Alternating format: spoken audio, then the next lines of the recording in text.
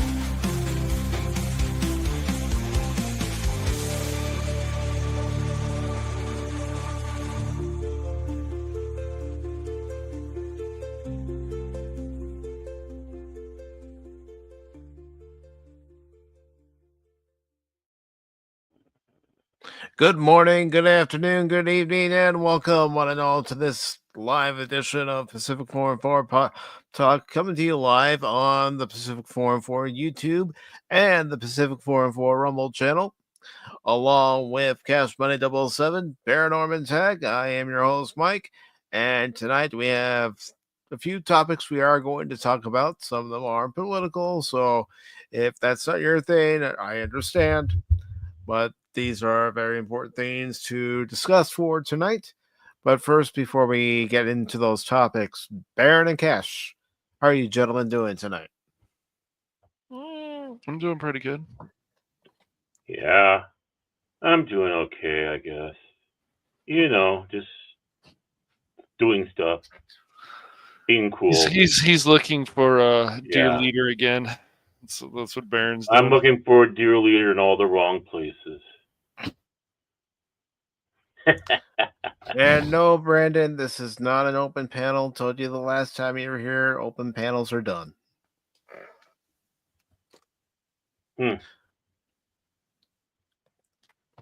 So, with today's stories, we are going to talk about the new Forbidden Planet movie in development at Warner Brothers from writer Brian K. Vaughan. And then we are going to get into our main topic for the evening from Cosmic Book News. It's an article by Matt McGloin, and it says Trump victory already making Hollywood great again. Oscars changed things up. I have a few thoughts on this, even though I haven't read the article yet.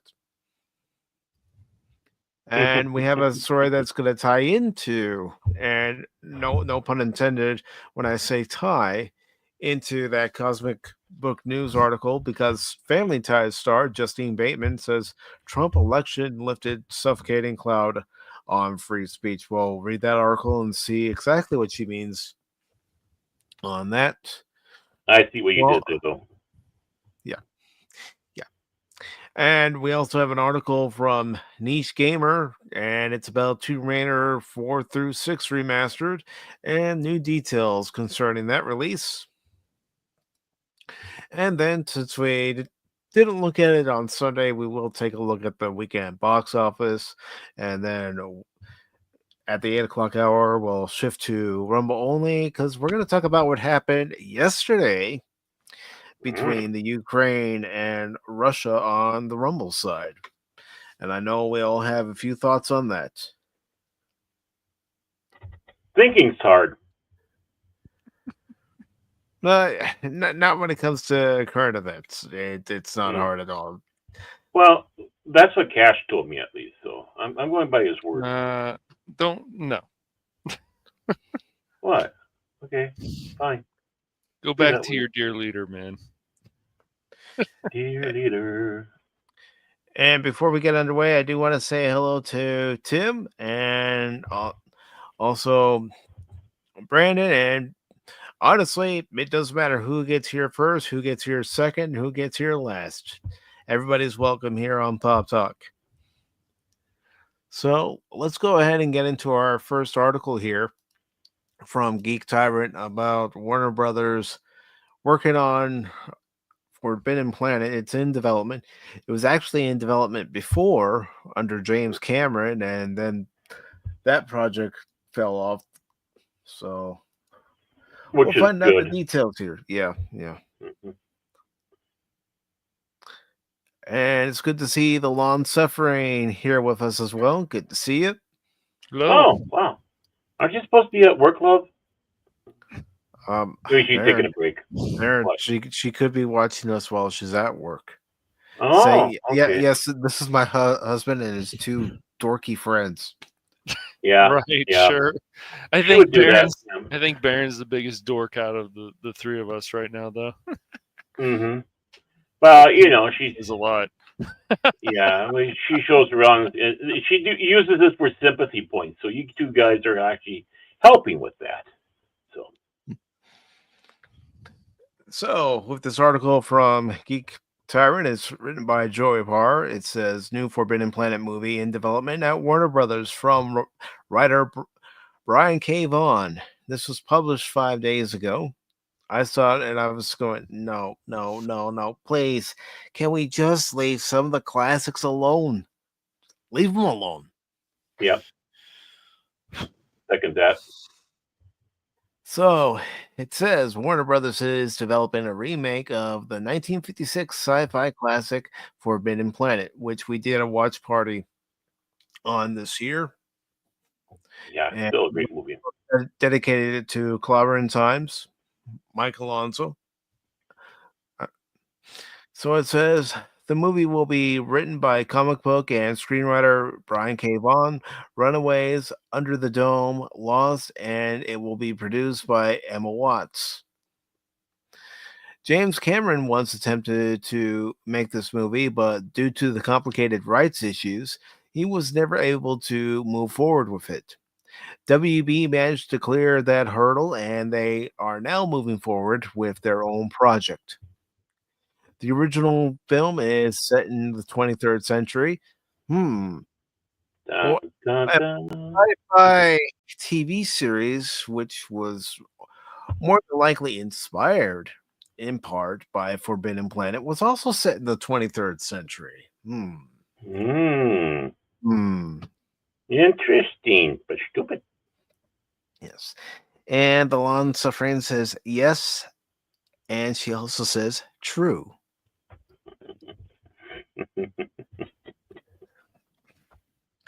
The story follows Commander John J. Adams and the crew of the United Planet starship C-57D as they are sent to the distant planet Altar 4 to investigate the disappearance of a previous expedition.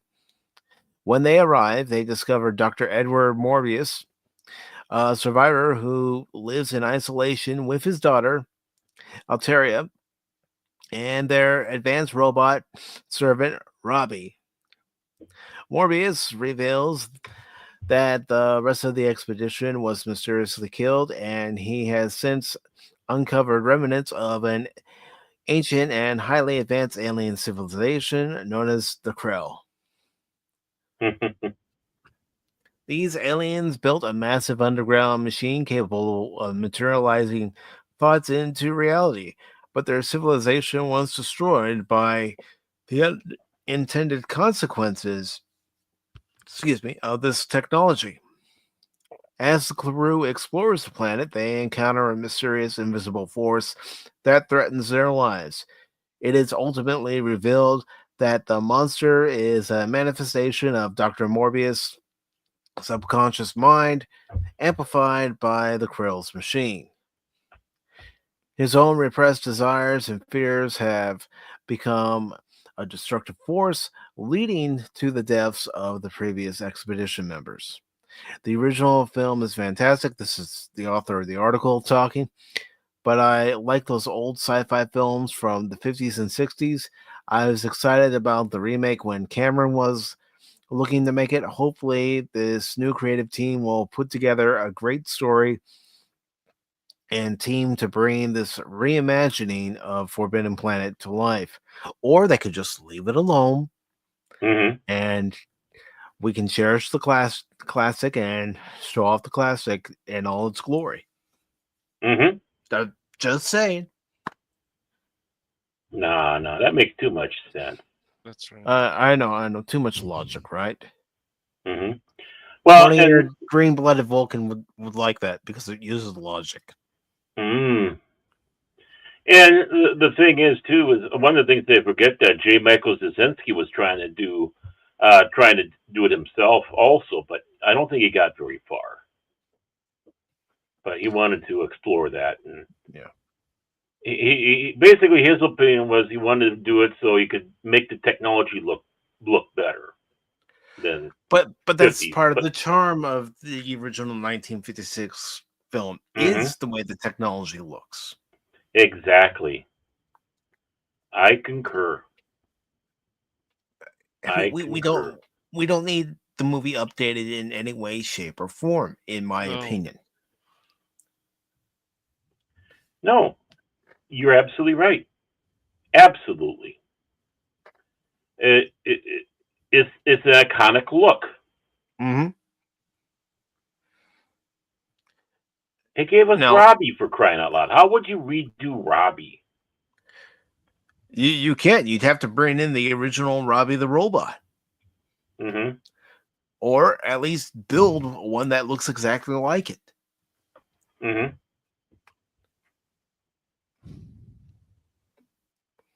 Maybe they put more digital on him.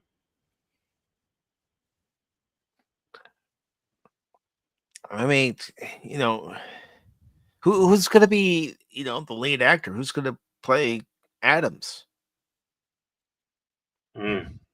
Why don't they do That's something a hard one. smarter and actually do something, I, inspired I'm by just, this? I'm just Like, asking that question because they're going to go forward with this. Mm-hmm. So who are you going to put in that role? Who could That, fill Nelson's shoes? Really? um, Ryan Reynolds there. No, I'm just hmm. kidding. Um, another remake that doesn't need to be made. I mean, let's face it. Adams was the prototype for, you could say, both Kirk and Pike. mm-hmm.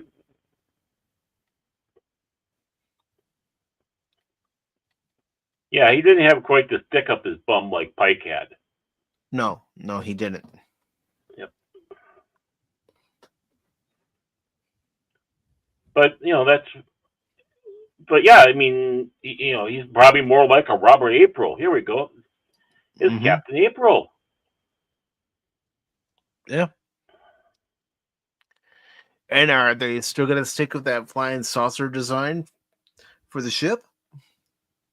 I mean, that's part of the iconic look of the movie. Right. I mean, what an amazing set they had, with that. I mean, what was it? 3/4 at least, or Mm-hmm. what they built of the ship on the set, and it's like, that kind of helps out with the actors and everything, and also helps with the special effects. you Mm-hmm. don't have to, you don't have to do tricks to put it in there.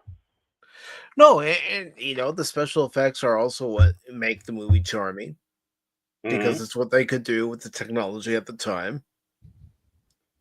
And And still, they really, did a remarkable job considering it was Disney that came in and did mm-hmm. the special effects. Right. And really, some of those effects still hold up today. Mm-hmm. Honestly, God bless practical effects. I mean, when you look at practical effects versus effects against a green screen, you can tell the difference. Mm-hmm. Yeah.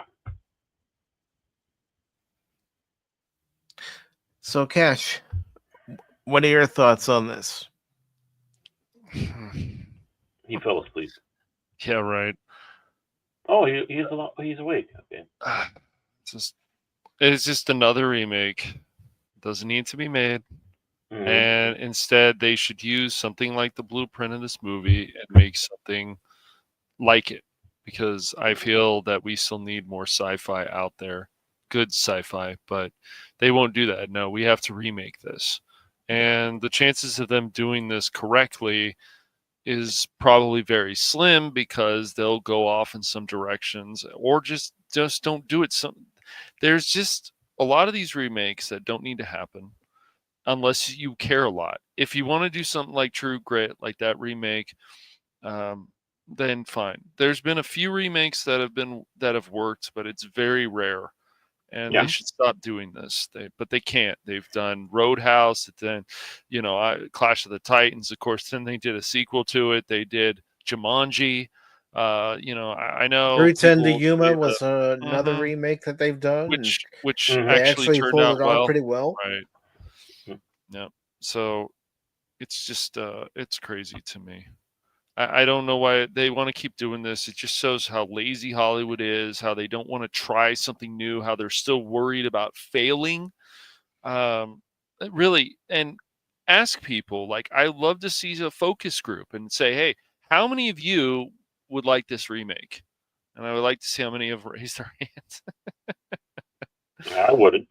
I wouldn't either. No, I wouldn't. And, some people are saying, and I know this isn't a black and white movie, but some people are saying how there are audiences out there today who won't sit down and watch a black and white movie. Why? You're missing out on a great film. Right. Mm-hmm. Yeah, like the day the Earth stood still. Mm-hmm. I mean, they didn't need to remake that one. I'm sorry, Keanu, but you didn't need to remake that movie. No. And it's good to see the Padawan be over on the Rumble side. Rumble, rumble, rumble. So we got so many remakes, we got so many this, we got so many that. And once again, they just take something like this and then build on it and make some cool sci-fi thing, and maybe it's a tribute to this instead of, hey, let's remake this. Well, have it set place in that universe. That's right. Maybe Exactly. bump the timeline ahead like 10, 20 Yes. years or so. Right. Yes. On board another ship, Mm-hmm. Another captain. Even probably a sequel, just even trying it would probably be more Mhm. interesting after all these years. But it's just they won't. They're so worried about failing. They're like, let's just play it safe. And that's one of the biggest problems with Hollywood still today is they want to keep playing it safe, and they don't need Right. to. They should fail, and then something else will come out of it. That's what's always happened. Or maybe it'll succeed, and then something else will come out of it that's even better. So, yeah, but no. You don't know. And it's good to see Jet Sparks 373 here, who says not only were they not sit down and watch black and white movies, heck, I probably bet most Gen Z's doesn't even know what Forbidden Planet even is. Yeah, Probably not, man. They probably are shown a movie. They're not told what the movie's called. They just see that it's in black and white and they turn away. I'm just taking a guess here. Mm-hmm. I mean, some of my favorite black and white movies were ones I would watch with my grandparents. Right. Watching It's a Wonderful Life in black and white, not the Technicolor version that they release years later. It's much better in black and white. Yeah. A Night to Remember, that's a good movie to watch in black and white. I've seen where people have taken the time to, put it in color, but it loses its charm. Those movies that were shot in black and white, they lose their charm when you add color to them. Right. I mean, heck, Casablanca has been put into color. I prefer it in black and white. Mm-hmm. I guess one film I guess I'd be forgiving about if they colorize it is the aforementioned The Day the Earth Stood Still, because they wanted to film that in color. They just didn't have the budget to do it. Yeah. So that one, I guess I wouldn't. But again, with that caveat, I would want them to make sure that they make the black and white print all nice and pretty too. Do full restoration on it and have both of it available for people. Yeah, give folks an option. Heck, you could even put it in the case. One disc is the black and white, the other disc is the color, so you can choose. Right. But that is one of my few exceptions to that rule that I have about because if it was something was meant but they didn't have the budget, then I can understand and see them doing it. But colorization has gotten a hell of a lot better since Turner started doing it way back in the day. Yeah, I mean, it really was not. It was a novel idea when Turner started it, but they still needed to let it cook in the oven a little bit more. Right. But it was experimental back then, so we got to see it as they were experimenting, which is good. Which is good, yeah. But all I'm gonna say, folks, don't wait for a remake of Forbidden Planet. Watch Forbidden Planet. If you see it on a good deal, for the Black Friday or Cyber Monday holiday sales, pick it up. If you see that it's being broadcast on cable TV, I don't know how many people still have cable TV. I'm not going to act like there's very few people that have cable TV anymore. There's probably still quite a few people who still have it. But if you see it on cable TV, watch it. This movie is worth watching. It is. It's hard, in many ways. If you like Star Trek, and I'm talking about real Star Trek, those that only think the new Trek is the way to go, you won't like it. But if you're an old time Trekkie, we're talking about up to 2005. Yeah, you should watch this. This is truly inspiration. It is very Star Trek feeling. You'd swear that this was like an original pilot before the cage. Yep. You would have sworn that it was Gene Roddenberry and the writers getting together coming up with a story. But instead, it's pretty much the foundation for setting up Star Trek. Because you see a lot of similarities. And there's nothing wrong with that. Everything that's out there comes from something. Whether it be books, movies, even songs. Songs are inspired by other songs. Yeah. Well, exactly. You got to have. I mean, there are those rare cases, or sometimes the cover of an original song is better than the original one. I mean, you listen to Neil Diamond's "I'm a Believer," and then you hear the Monkees version. It's like, yeah, it's a good thing it went to the Monkees, even though Neil Diamond wrote it. That kind of went along the way for a lot. That the cover actually did better than the original because they just didn't quite have it for that. Someone was able to take something out of that song and even make it more impressive. They saw something. And but it's kind of hard to do that with television and movie. I mean, I will be honest 100% here. 100%.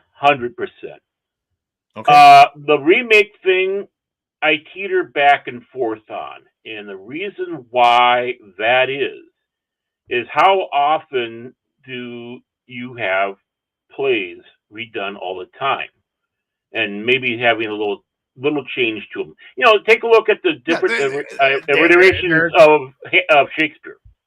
Well, there are several revivals on Broadway of shows that have been on Broadway many times before. But there's a revival. They might change something up here and there.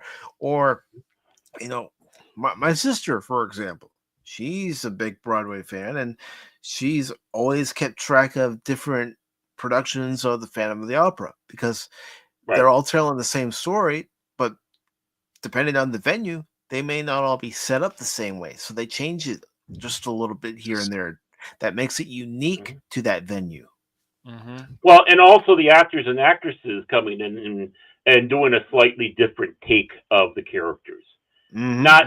Not that they're going in there and destroying, but they have an interpretation in their acting that they do different, which is always interesting to do. Or take a look at what is it? Well, it's just like With somebody Shakespeare. did fan projects and stuff. It's basically like when they did this hip hop bebop, but it was still Cowboy Bebop. It's just an all black version, but they still care enough about following the formula, and that's what should always be the most important thing. Mm-hmm. Yeah. What is the Shakespeare film you never say the name of because it's bad luck? Is it King Lear? I think it's King Lear, I'm not right? sure. Yeah, might I be thought it was Macbeth. Macbeth. Thank you, because yeah, Lady Macbeth, out damn spot. Well, back in I don't think maybe it might have been late '80s, but definitely in the '90s. Um, our great Magneto slash Gandalf, who is a big Shakespearean star. People might not know that. Yeah, he is. Uh, and he went out there and redid that movie, that play, as a like 1940s in a fascist dictatorship. Interesting take, right? Mm-hmm. So sometimes it depends. As long as you have what the spirit of the original, but you take a little different take, and of course a different actor. That can work for movies, except for one thing. You can't do it all that often because we have, you know, you know, so many, we have the hard media of it, Mm-hmm. where plays, basically people talk about it, but there's no recordings necessarily. No one, only if you saw the play do you know. Um, but have a different, as long, and that's the problem with the remakes today is Hollywood is too busy going in there and destroying them with their identity politics and other BS, the wokeness. We got, what can we do to insert all the check marks in there instead of keeping it what it's supposed to be? And if they kept closer to the source material, even if they decided to turn something, say they turn one of the Shakespeare plays into a science fiction epic, right? As long as they got it, I mean, in a sense, that's what Forbidden Planet was the Tempest. Mm-hmm. You had what was it? West End Story, Romeo and Juliet. West Side Story. West Side. Yeah, West Side. Sorry. Oh, I was thinking of those East End girls. Sorry, having grown up in a I house know. where your sister and your mother are into Broadway, it does Yeah, well, I infiltrate don't the mind being brain. corrected. Yeah, It yeah, does I infiltrate. know. But I mean, that in and by itself was Romeo and Juliet. So I mean, if they do take something that already existed and did a remake, keeping true, but change, you know, some aspects, or just if they have a talented actor or actress coming in to play in there instead of the flavors of the week that we've been getting, Yeah. and whose acting is like, you got to be kidding me, this guy's a star or that gal's a star. Then it'll be interesting. But we're not getting that now. We did have some good remakes in the past, and they were intriguing because there was still the love. People loved the movie, and they're now bringing their take, but their take is still within the boundaries of what the original was. Mm-hmm. Well, speaking of originals, you can find the original A Star Is Born. That's in public domain now. You can watch that. And how Hmm. many times Yeah. has that movie been remade over and over again? Oh my word, Cash! You're the one that stole this. Oh, he fell asleep. Mm.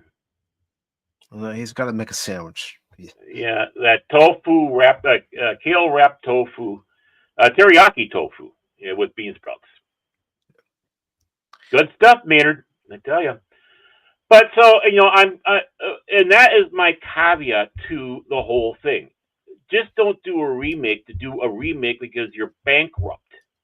If you're doing for ideas, if you're doing a remake properly, you still have to have ideas.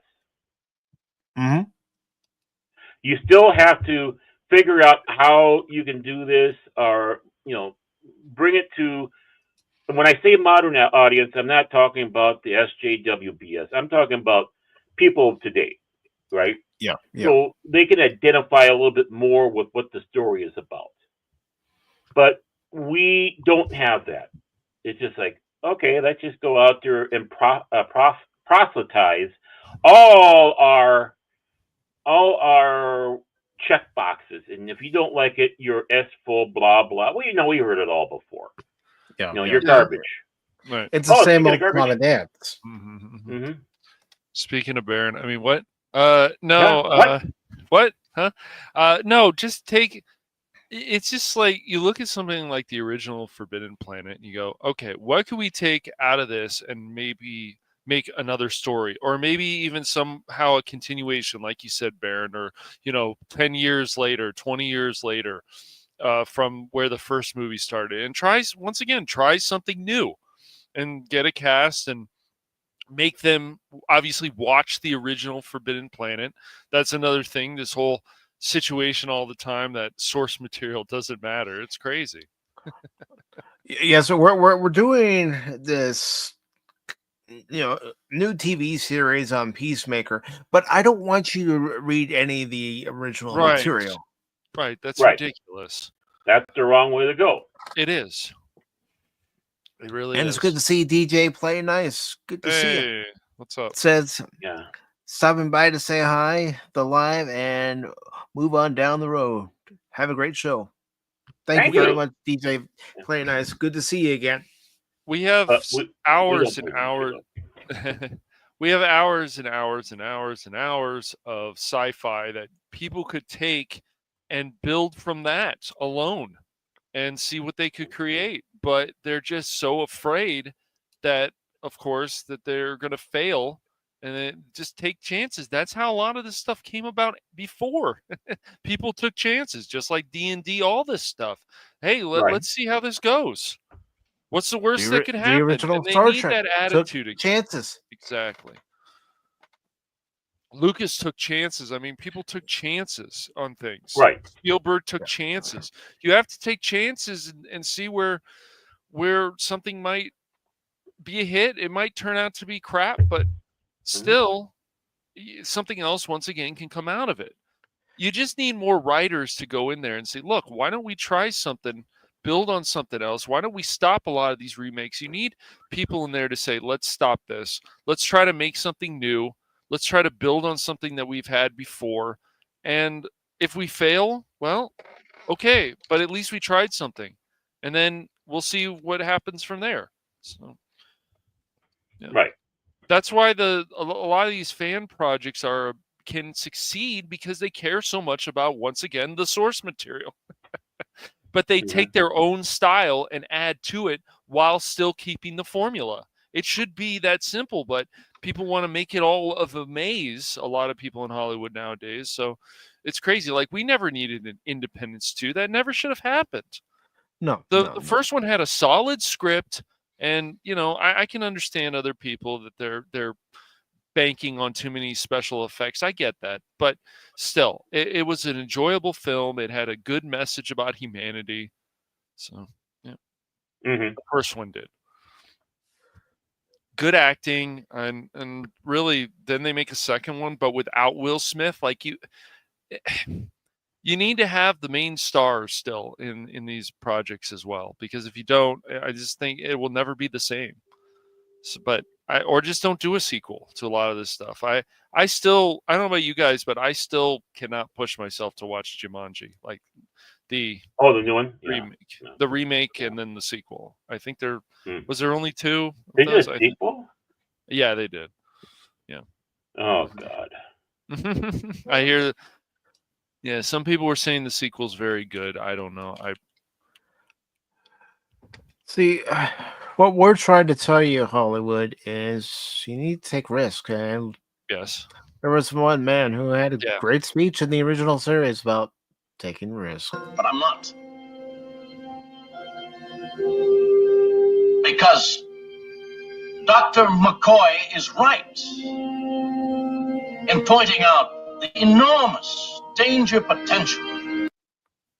Yes, there is enormous danger potential Mhm. with new ideas. Oh yeah. But that's why you have to take a risk. Mhm.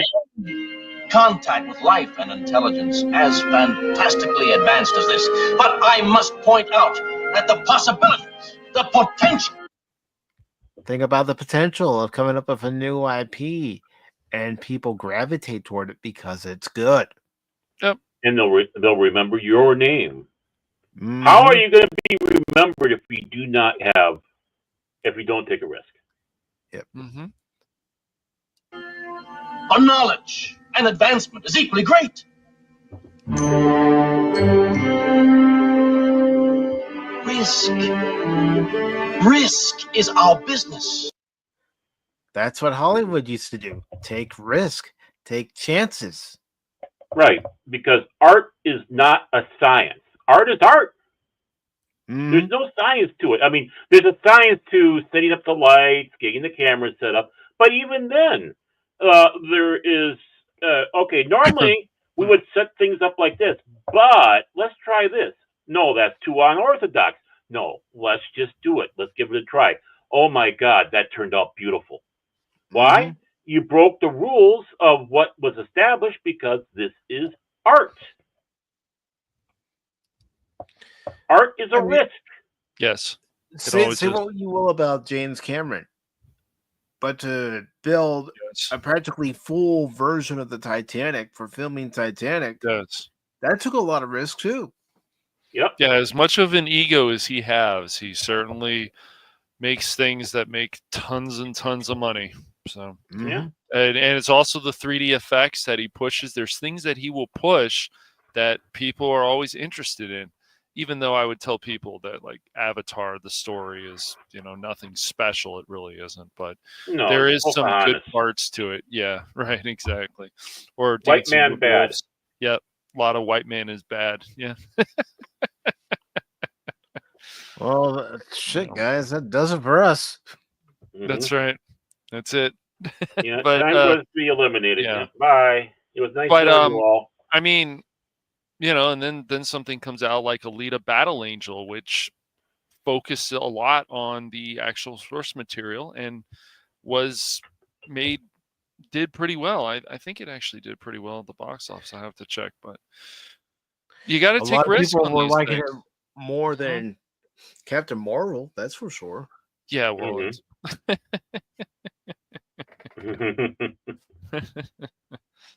yeah, yeah. Well, it's just like at the time when that was going on, it it's just crazy because you're like, oh, you read the source material, but it always goes back to everything that they could do from Moon Knight to anything that they could just do an amazing show, amazing Marvel show based a lot on the source material and just go from there. Not everything, but a lot, and they could make something great. But it's just like with people like James Gunn, he's got to make me believe that he actually cares enough that he's not going to do this whole thing about how doom and gloom Superman is and like where is the humanity, That's where not is the hope? Superman though. That's Exactly. not No, it's what not. Superman stands for. It's No, never it been is what Superman stands for, never, doom and gloom. He stands never. for hope, That's right. Mhm. The only optimism. reason he ever got mad is because of things that happened in his life, like the whole thing.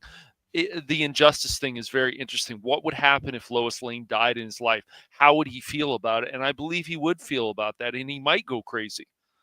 And he might cause a lot of problems because she passed away, because she was killed or something else. I agree with that. I mean, we saw how he was in the first movie. So, I love seeing that, but that's pushing the boundaries. Like, how would somebody feel in that situation? And that's another thing we want to see with characters. How would they feel when someone actually dies? Would they care? Would they not care? All this stuff. But this is It all comes down That's to all even this something writing. you could ask yourself in your life if something That's were right. to happen, if a loved one were to pass away or someone you cared about Exactly. passed away unexpectedly. How would you handle it? That's right. Some people would still be very stoic about it. Mm-hmm.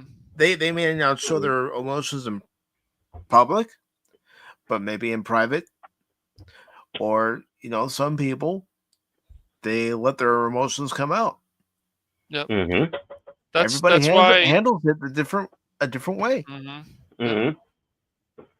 That's why Amen. Carter and Captain America's story is interesting. That's why, because they're building all this stuff, and it just keeps building and building, and how they met, and then what happens next, and how he feels about Peggy, and all these things. And even when he was this skinny guy, she still respected him.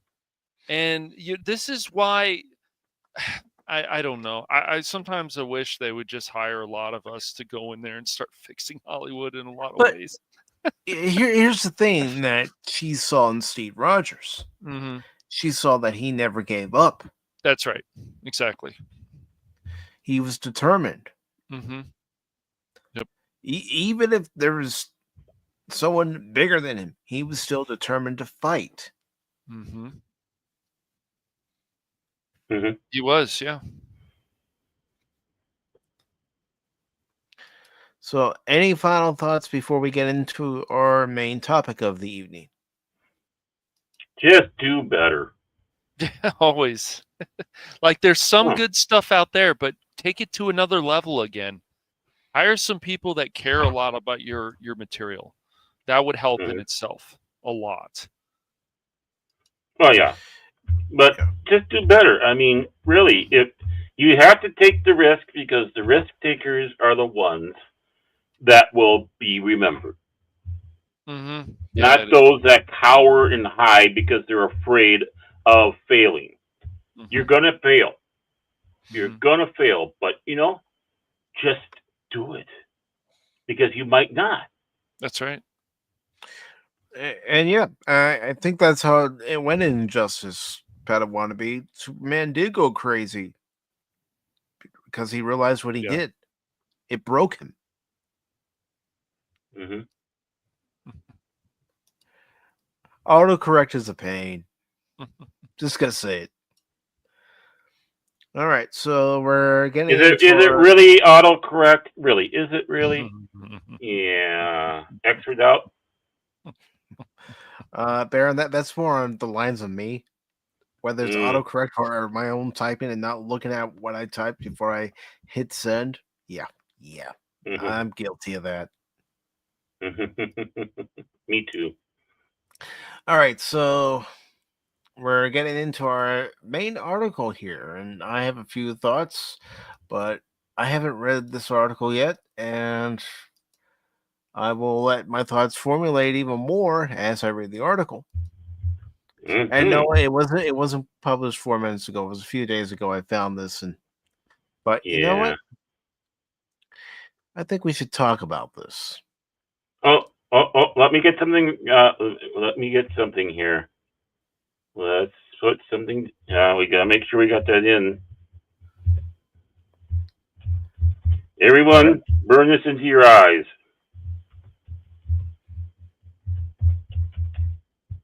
There. In my name. All right, I will.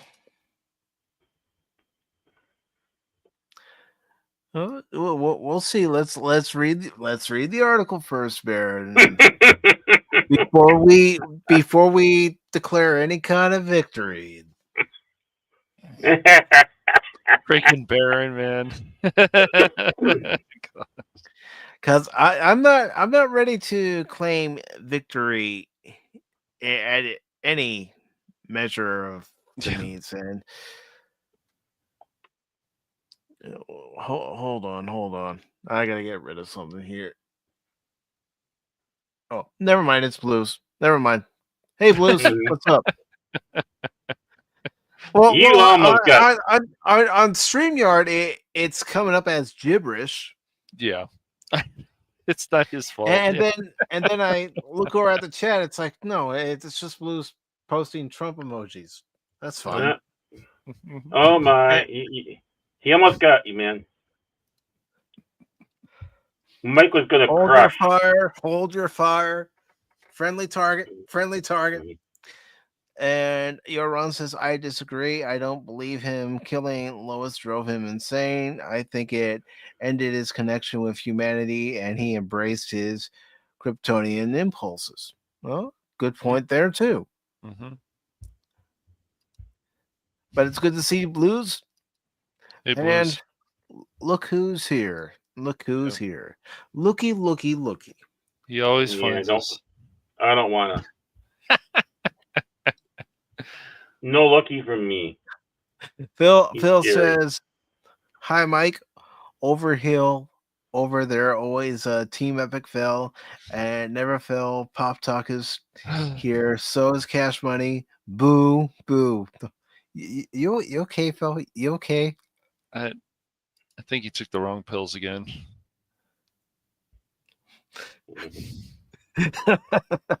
All right, hold on, Blues. That's why I had the Rumble chat pulled up. It's like, wait a minute.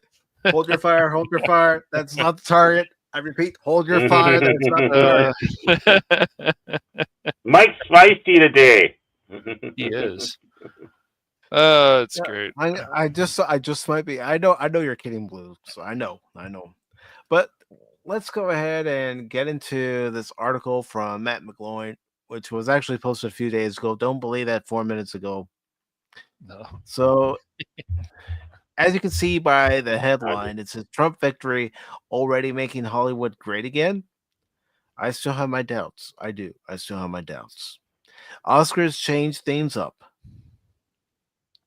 That was quick. It hasn't even been 2 weeks, and already Donald Trump's landslide victory over Kamala Harris is causing big changes in Hollywood. Just imagine what happens when he actually is back in the White House. The entertainment industry, particularly Disney, come on, Mike, read it right. Star Wars, Marvel, and others, has been infected by the woke mind virus for years, which has been overwhelmingly rejected by fans who have no interest in its agenda.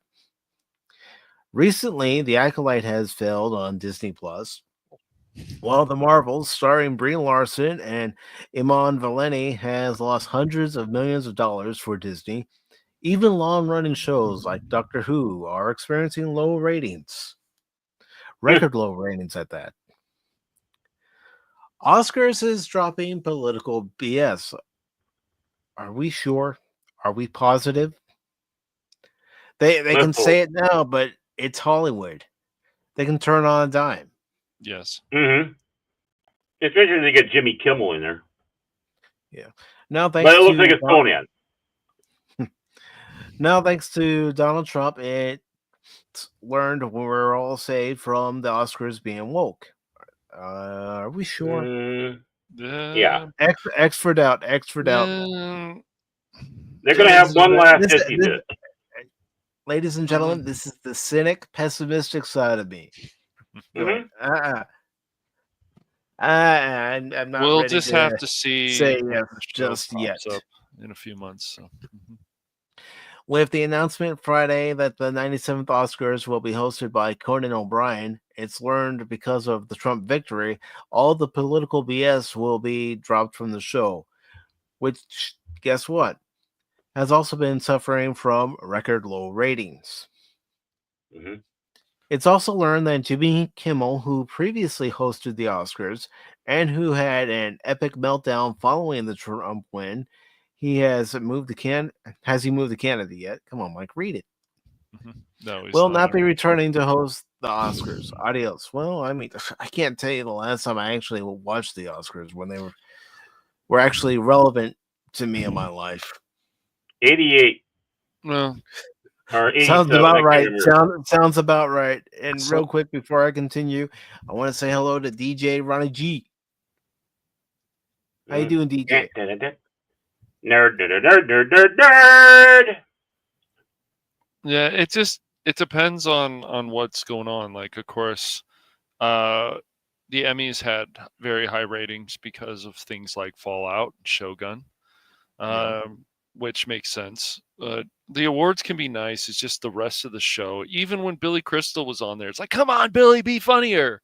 Come on, be funny again. Like you have that feeling that people are holding back because they're worried about offending people. You just get that feeling. They got to stop that. Well, stop worrying about that. People hold back because some of those people don't want to face the Twitter mob. No, that's okay. There is no Twitter mob no more. They went to Sky I was going to say, to help the Twitter mob, they're over on Blue Sky. Yeah. We get word about how the big Trump win has changed the Oscars via Deadline, Hollywood's go-to shield site. In its report on Conan O'Brien hosting the Oscars, Deadline noted that O'Brien isn't known for political humor. Just because he's not known for political humor doesn't mean he might spat out a few things. Yeah, when he was in Ghana with his friend, the guy from Veep, I can't think of the dude's name. Yeah, he said some things and I was like, okay. And the event will steer clear of politics, especially this year with Donald Trump, not Trump's Mike, back in the White House. Okay, so this is pretty much everything we've read, and it says it is apparent with this choice that the Academy and ABC favor their traditional sole comedian host at the helm, and O'Brien more than fills that bill. Okay. When is Jimmy Kimmel moving to Canada? Who knows? Who cares? He probably won't. No, he won't. No, he won't. They talk a talk, but they know that they're better off here. A lot of them are going to stay. Some of them will actually move, but yeah. Especially when he was crying like a little girl, like a little baby. The day after. It's like, the worst thing that could have happened to late night shows is they became activists. That's the worst thing that could have happened. Mm-hmm.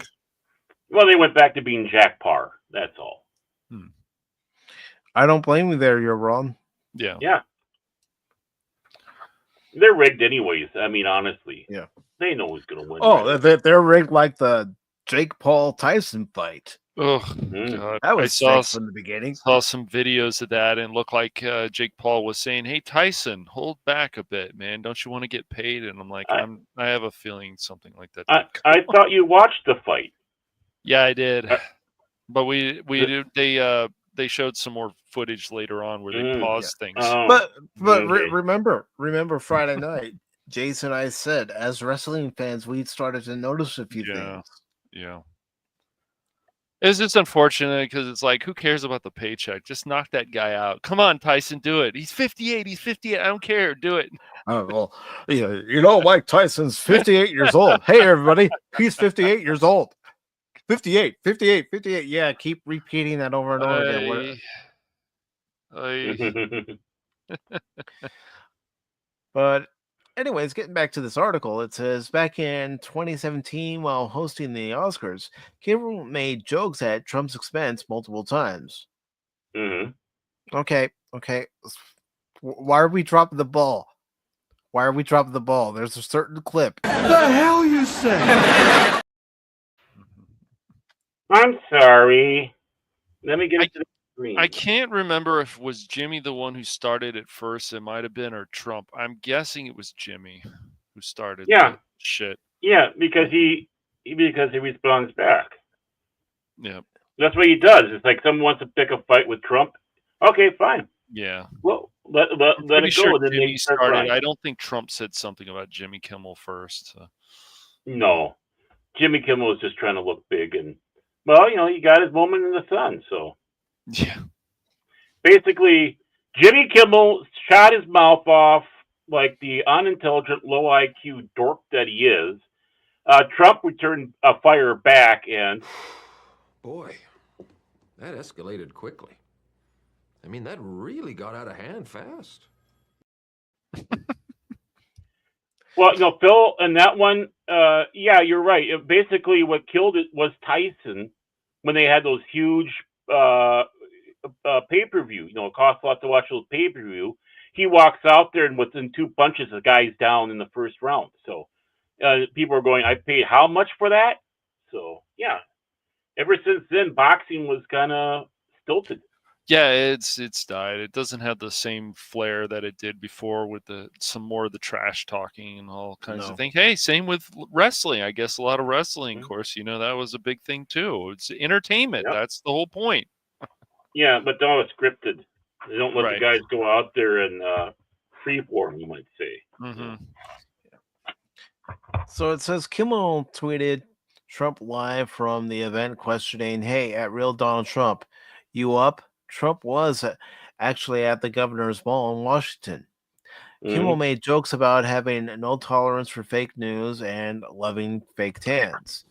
He made a Doctor Strange joke at Ben Carson's expense. Kimmel used Trump speak while talking about Meryl Streep. Kimmel also said at the event, "I want to say thank you to President Trump. I mean, remember last year when it seemed like the Oscars were racist? That's gone thanks to him." Kimmel also made jokes about the country being divided and even joked about Trump having a bowel movement. Oh, yeah. Well, sometimes when we watch your show, Jimmy, that's exactly what we have. Yeah. Well, the thing is thinking about Trump and going to bed. Trump lives off of 4 hours of sleep a night. 4 hours. He's crazy, dude. It's a machine. This guy is knocking on 80, and he's still doing that. He was up for 70 some hours leading up to the election out there. No, the one who's napping is Sleepy Joe, Creepy Joe, Pedo Joe, whatever you want to call him. Mm-hmm. He's in bed by 4 o'clock, and you have to wake him up and hopefully get him awake to get something done. So, Jimmy Kimmel, you're an idiot. That's why you had the 4 o'clock in the morning mean tweets like Kofifi. Yeah.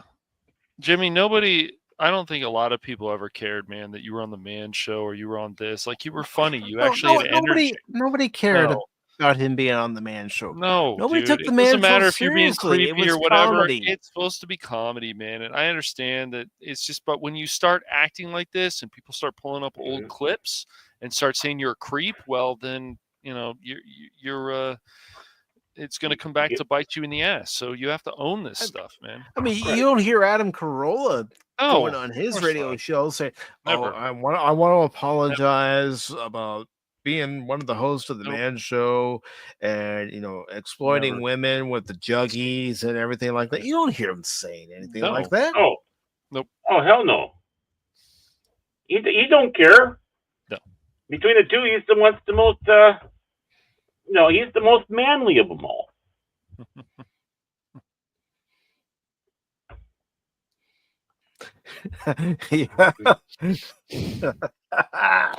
You nailed it, Jet. Mm-hmm. Yeah. I mean, even people like Sarah Silverman was like funny, and she's had a good career, but it's the same with a lot of them. They get crazy. I mean, even Rosie O'Donnell before seemed to have a good career. She seemed like a pretty cool person, but then what happens? They change, or maybe they were just waiting to change. Who knows? They were wearing the mask, and now the mask is off. Right. Well, and she was one of those that was whipping Jimmy. She was. Was she? Oh yeah, I haven't looked into that, but I think those two were together, or was she with Seth MacFarlane? I don't know. I don't think so. She was one of them. Okay. No, really. I'm checking now. Okay. All right. While you're checking, I'll continue on with the article. Me too. Mm-hmm. Trump making the Oscars great again. That's right. I'm going to make the Oscars great. Everybody knows it. Everybody knows that you're going to get an award ceremony that's only going to last 12 minutes. That's right. Everybody get on stage, grab your award, go home. Nobody wants to hear you talk. Nobody. I do. I know that wasn't my best Trump impression, but hey. Good. And this just in, gentlemen, he had a relationship with comedian, quote unquote, Silverman. Yeah, I know that. I know that. Yeah. 2009. Yeah. Mm-hmm. That's what I'm saying. She all those years she was whipping him. Come on, just like her character in what was the one movie? School of Rock. There we go, School of Rock. Mm. I Hey, guess she was acting like herself in that good movie. Yeah. Good movie. Yeah. Do you know that she was pegging him? Jimmy Kimmel was getting pegged by her through that career. Well, they dated a few years. Yeah, well, 2002 to 2009. So how many years of getting pegged?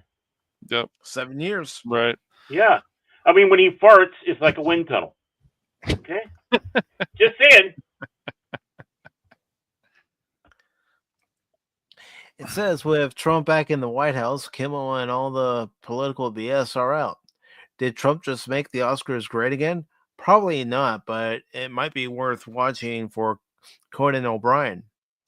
The Oscars will air live on ABC and broadcast outlets worldwide on Sunday, March 2nd at 7 p.m. Eastern, 4 p.m. Pacific, with the official live red carpet show airing at 6:30 p.m. Eastern, 3:30 p.m. Pacific. So it goes on to say, we are thrilled and honored. Before you go. Oh my God, who the hell cares? So it goes on to say, we are thrilled and honored to have the incomparable, whatever. We're happy to have Conan O'Brien host the Oscars this year, said Kramer Yang. He is the perfect person to help lead our global celebration of the film with his brilliant humor, his love of movies, and his live TV expertise. His remarkable ability to connect with audiences while bringing viewers together to do what the Oscars do best, honor the spectacular films and filmmakers of this year. America demanded it, and now it's happening. Taco Bell's new cheesy chalupa supreme. In other news, I'm hosting the Oscars, said O'Brien. Did America really demand it? I don't think they did. I Barry. don't know. It's hard to say. Not unless they want to be on their toilet for hours. I mean, that's why I go to Taco John's. I mean, Taco John's the bomb. Although I will admit, our Taco Bell here isn't bad. But I don't go there frequently, so. It's a good thing their Taco John's is not closer than they are, or I'd be destroyed. Uh-oh. Conan is a preeminent comedic voice whose decades-long success is marked by his distinctive humor and perspective, said Craig Erwick. Excuse me. Haven't done that in a while. President Disney Television Group. He joins an iconic roster of comedy greats who have served in this role, and we're so lucky to have him center stage for the Oscars. Conan has all the qualities of a great Oscars host. He is incredibly witty, charismatic, and funny, and has proven himself to be a master of live event television, said Oscars executive producer Raj Kapoor and Katie Woolen. So they both said that at the same time, like they're drooling. Apparently they're part of the Borg collective. They came out of the alcove for a few minutes, and they said, "We are the Borg, and we approve of Conan O'Brien. Watch the Oscars. Resistance is futile." We are so looking forward to working with him to deliver a fresh, exciting, and celebratory show for Hollywood's biggest night. And that's the article. Okay, let's sum it up with this. How many of you think the opinions of actors should be valued as much as, well, say, doctors, engineers, or a courageous congressman? Right here. Yeah, right on. Well, you're wrong. Actors are self-centered punks. Many of them are. I agree. Yeah. I do think they got Trump coming back does have them rattled. Oh yeah, probably. I would. Yeah, it does. It has to. I mean, look at how crazy a lot of them. I'm not saying it doesn't. I mean, ever since election night, we've seen freak out after freak out. Yes. Mm-hmm. Yeah, It's yeah. like, okay. Nobody else before this year has ever freaked out this bad when the opposition won the election. Nope. Nobody. No, No. not Yeah. that. Yet every day there's seems to be a new video up where somebody's freaking out. It's like, okay, he's elected Well, president. He was we did have president for 4 years before, so we have experience. Calm down, get a hold of yourself, and go on with your life.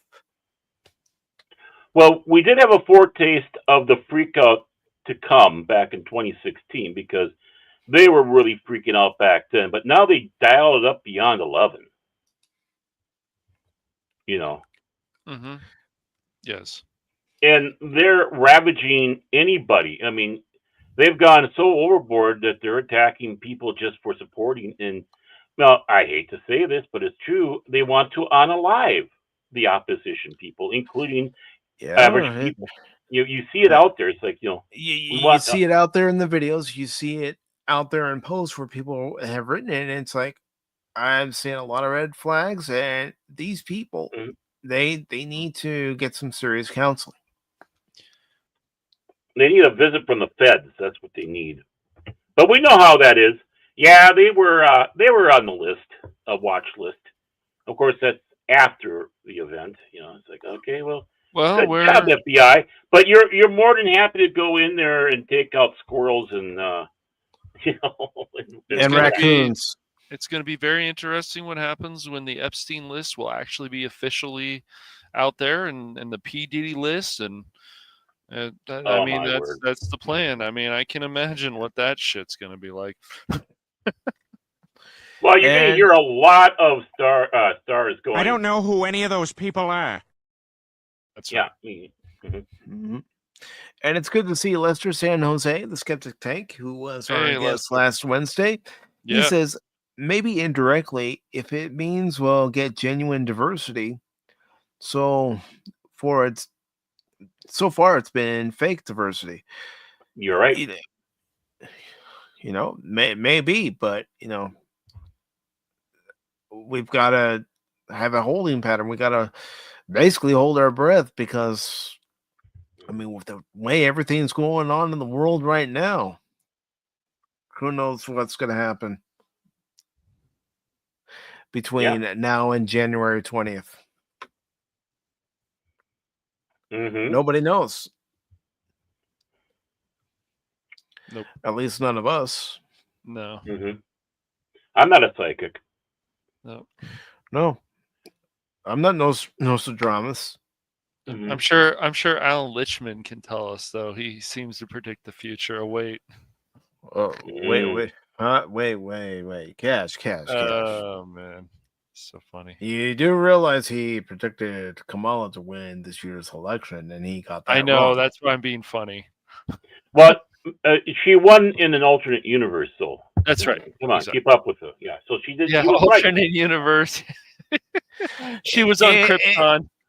It's another reason why I don't believe the quote-unquote experts. No. Whenever they can get things wrong, too. Even if they predict some things, they can still get things wrong. Well, yeah, everybody can.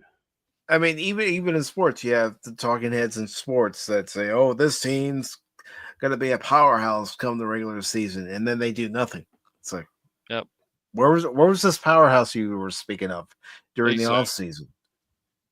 Yep. Yeah, because that happens. Yeah, and he makes a dick joke, the guys laugh, and then he makes a boob joke, and the women get upset. Yeah. Yeah, it sounds about right.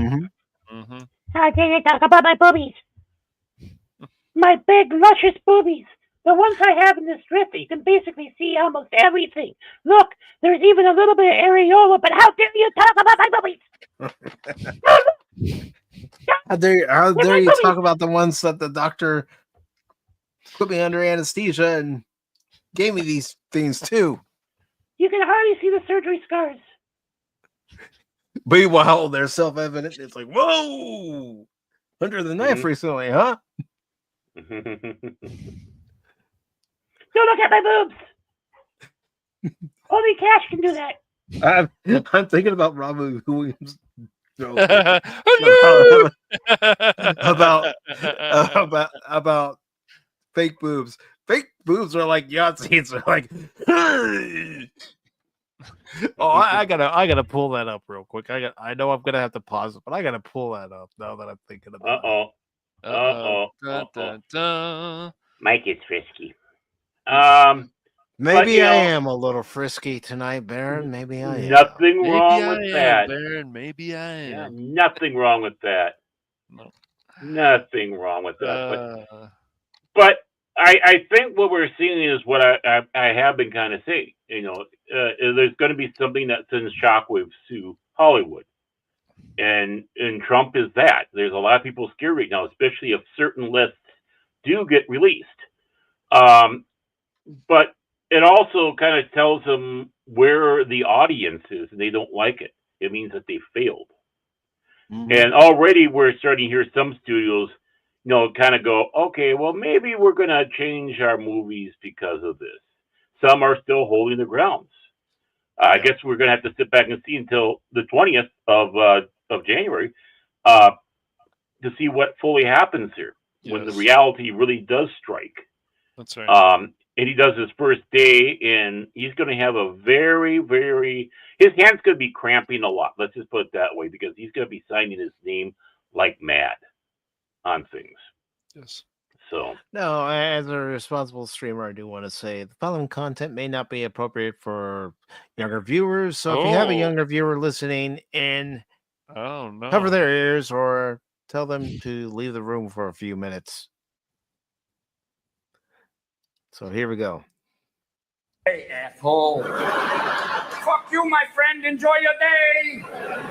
But the most beautiful thing about a day like today in this New York is that the ladies take the twins for a walk. Oh, yeah, the titties are out today. On a hot day, all the titties are out there, and they're the titties like God made them, going, honey, me. Beautiful titties, all different shapes and sizing. And I'm sorry. I still love his routines. Gosh, I miss him.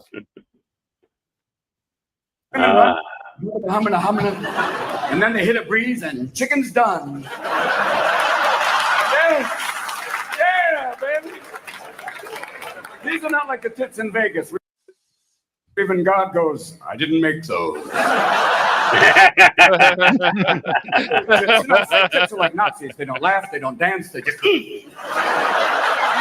I'm walking here. I've seen a woman turn and the tits stay there. Baby's lucky they don't have any teeth because they'd knock them out. I've seen tits that are really bad, like they had the nipples on the top that look like Kilroy. And people probably don't even know who Kilroy was. Nope.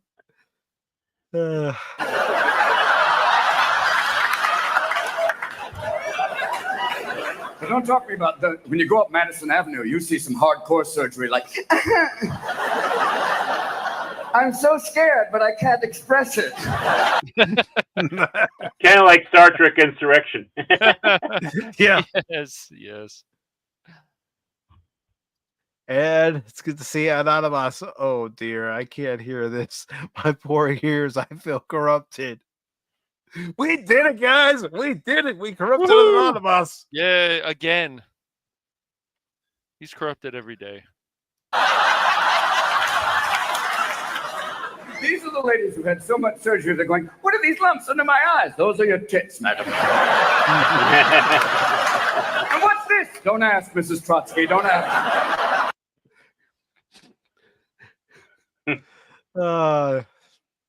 He was great. Yeah.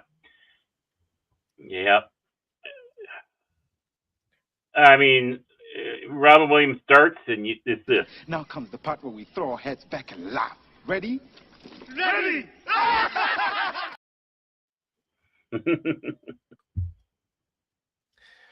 Boy, we don't have comedians like that anymore. We really don't. Not many. We did have that roast comic, though, who wasn't going to apologize for anything. We need more people like that, dude. Right. That guy is, Yeah, just like Don Rickles. Mm-hmm. Everybody knows what Don Rickles is about. If you got offended, you're a Yeah, moron. hockey You're a puck, hockey of course puck. I do. Yep. That's right. But we're not done talking about President-elect Donald Trump tonight. Ooh. Let me go ahead and bring up this article. It is from Fox News, and it does tie in, no pun intended, to our previous article in a certain way. But it says Family Ties star Justine Bateman says Trump's election lifted suffocating cloud on free speech. There is room for all opinions. There is room for all thoughts, Bateman says. Depends on who you ask, Justine. Because there are still those who will flee the blue sky because they feel like they're being oppressed over on X. Yep. All those bullies on the red side. Yeah. So this was posted on the 16th. And let's see, who's the byline? Joseph Wolfshawn. And it says it's an exclusive. Author and filmmaker Justine Bateman expressed optimism for the country following President-elect Donald Trump's historic victory, saying it felt like a cloud had been lifted. I feel good. I feel great. I feel wonderful. Okay, she didn't say that, but in fact, Bateman told Fox News Digital in an interview, I feel like was this kind of suffocating cloud that was kind of over us. Regular people who had questions about decisions that were being made were threatened subtly and obviously into silence, and I feel like that's been broken. That sort of suppression has been kind of broken. Bateman, best known for playing Mallory Keaton on the 1980s sitcom Family Ties, recently went viral for referring to the last 4 years as being a very un-American period for free expression, and that only permitted positions were accepted by the powers that be. My belief is that everyone should be free to live their life exactly how they want to live. I agree with that. But not impeding on somebody else's ability to also live their life as freely as they want to live it, Bateman told Fox News Digital. So what was un-American about the last 4 years or longer is that one could not even ask a question about something. One could not even engage in a debate about things like trans women playing in sports or about trans women being in women's locker rooms or bathrooms or prisons, and to not allow the public to freely engage about the benefits and dangers of these types of decisions. I think that is un-American. Well, you need to have proper discourse on topics like this. That's what we used to do. You don't like something, you discuss it. You give your reasons, the other person gives their reasons. Whether you agree at the end, well, that's up to you. Okay, so let's see. The idea that no, you subscribe to what we've said and shut your mouth, or we'll destroy your career, or we will destroy you socially. She added, "Yeah, we've seen that happening." Oh yeah, and that's not right. I don't care which side does it. Yeah, it is that way. Help! Help! I'm being repressed. Really? Just a second here, guys. Come on. I mean, it's like amateur hour. Help! Help! I'm being repressed! There. Well, we have had quite a few watch parties, and the guy speaking is the guy that's responsible for those watch parties. So I can only get mad at myself, but I'm not, because we had fun. Did we though? Did we? I know some people did. Maybe not everybody. uh, and right now, Cash is. That's right. I said, I ain't giving you no tree fitty, you goddamn Loch Ness monster. Get your own goddamn money. I gave him a Goes on to say Bateman doesn't subscribe herself to any political party, but she found the team surrounding excuse me, Trump very interesting. Namely Robert F. Kennedy Jr. and what he'll do with health and environmental issues in the forthcoming administration, and Elon Musk's effort to make the government more efficient. That's a task in its own right. She said their strong position on free speech won her over. I'm just one person. This is just my experience, and if someone has a different experience, that is also valid. And she's got a point. Everybody has different life experiences. We all come from different aspects of life, different points of view. There's room for all experiences. There's room for all opinions. There's room for all thoughts. That's my point, Bateman said. And it is the American way. And we Americans are going to preserve that. It's the American way to allow everybody to express themselves. But like I said, you cannot, I believe they might have meant infringe. I don't know. Infringe upon Probably. somebody else's ability to also freely express themselves. No, you shouldn't, but it's happened. It's happened, and it's happened on both sides. The economy was also a motivating issue for Bateman at the ballot box. The economy has gone out of control, she said.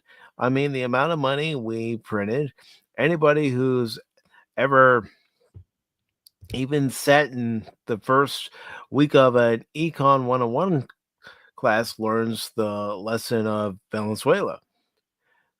I'm just baffled as to how a collection of adults would start printing the volume of money that was printed and think that there wasn't going to be any issue with that. Well, to some people, money grows on trees. Yeah. Exactly. Yeah. In addition to filmmaking, Bateman leads the Credo 23 Council, a group of industry professionals combating Hollywood's growing reliance on artificial intelligence. The Credo 23 Council will be hosting its first film festival in the spring featuring films that use zero generative AI. All right, so she's trying to preserve the art of actual people doing these movies, filming the movies, instead of it being AI, which we see a lot. And you look at some videos that you see posted on YouTube, posted on social media, and you really have to look at it hard to try to see if you can tell whether it's an actual video in some cases or if it's done by AI. Now, I don't know how many people have seen the Star Wars related one where, Luke, Leia, Obi-Wan, and Yoda are basically from the Deep South. I mean, you could tell that's AI. But I'm talking about videos where it's done so well, where you have to look at it. You know what I find myself doing? Looking at the eyes to see if they react to any light. That's people talk about the hands being difficult, but the most important thing is the eyes, because the eyes are the window to the soul. And if what you have doesn't have a soul, then it's not going to react. You're not going to get that reaction when you look at it. You're not going to. You kind of see something that's a little dead inside, and you're right. It is. It is, because it's fake. So, what do you think about Justine Bateman's comments? Well, see, this is a part of the Barron was right type kind of thing. Because what was one of the problems that Hollywood has been having? It is exactly what she's saying. No freedom of speech. On the contrary, you have to be um, part of our little bubble, or else. And only the powerful ones, the ones that are strong in their careers, don't have that fear. Voight, Selleck, even Chris Pratt. But others out there that let it out there. I mean, look at how they were treating Zachary Levy. Is it Mhm. Levy? Yeah, look how Yeah. they were attacking him because he went out there and he let it said it right down the line. I'm not a Republican. I'm not a Republican, but and whether people like it or not, this is a cold hard truth. The First Amendment is being attacked, but it's not being attacked by people like Trump or us. You've heard it from us many times how much we respect when we love free speech. Of course, someone said, "Oh, you mean the hate speech too?" Yeah, even the hate speech. You got to have it out there. You know, you that way you get to know who is who. Yeah. If they're hiding it, how do you know what they are?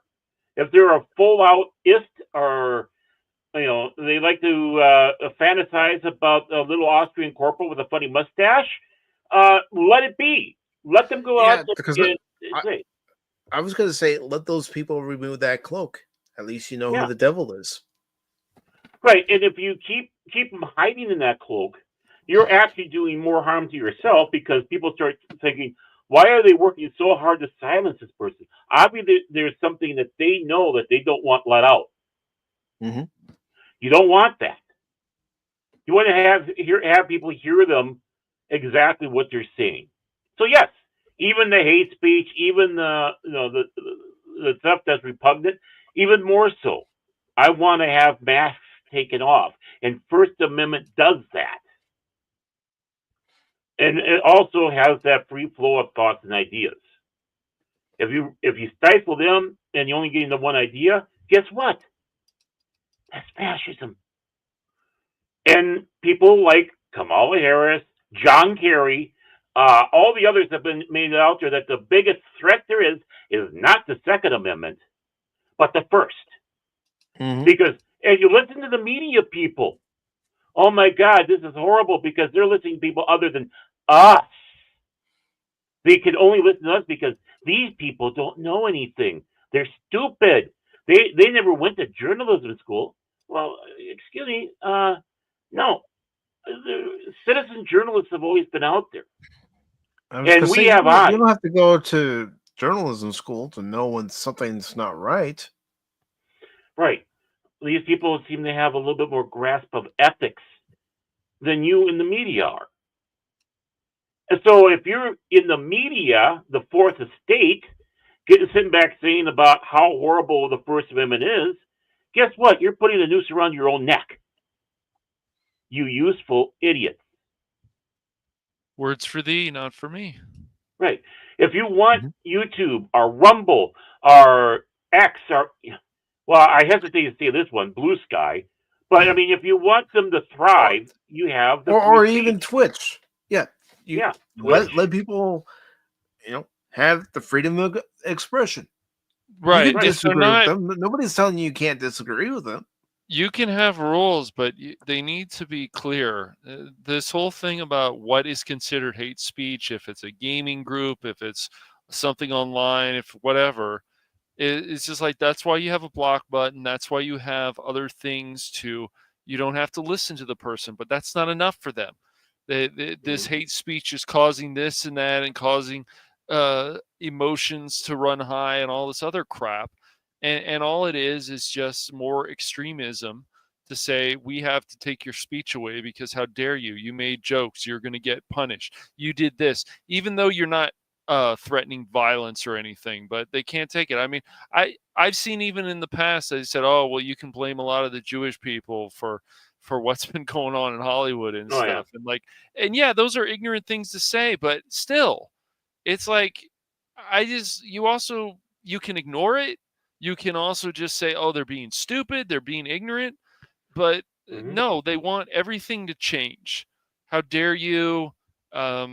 This is the way things are now. We're going to start taking your speech away. And people before, like John Kerry, he never talked like this, at least not I remember. But then after a while, it's like they seem to get a bigger platform, and then they start opening up their mouth. Same with Hillary. Anybody who does it, if it's the right or the left.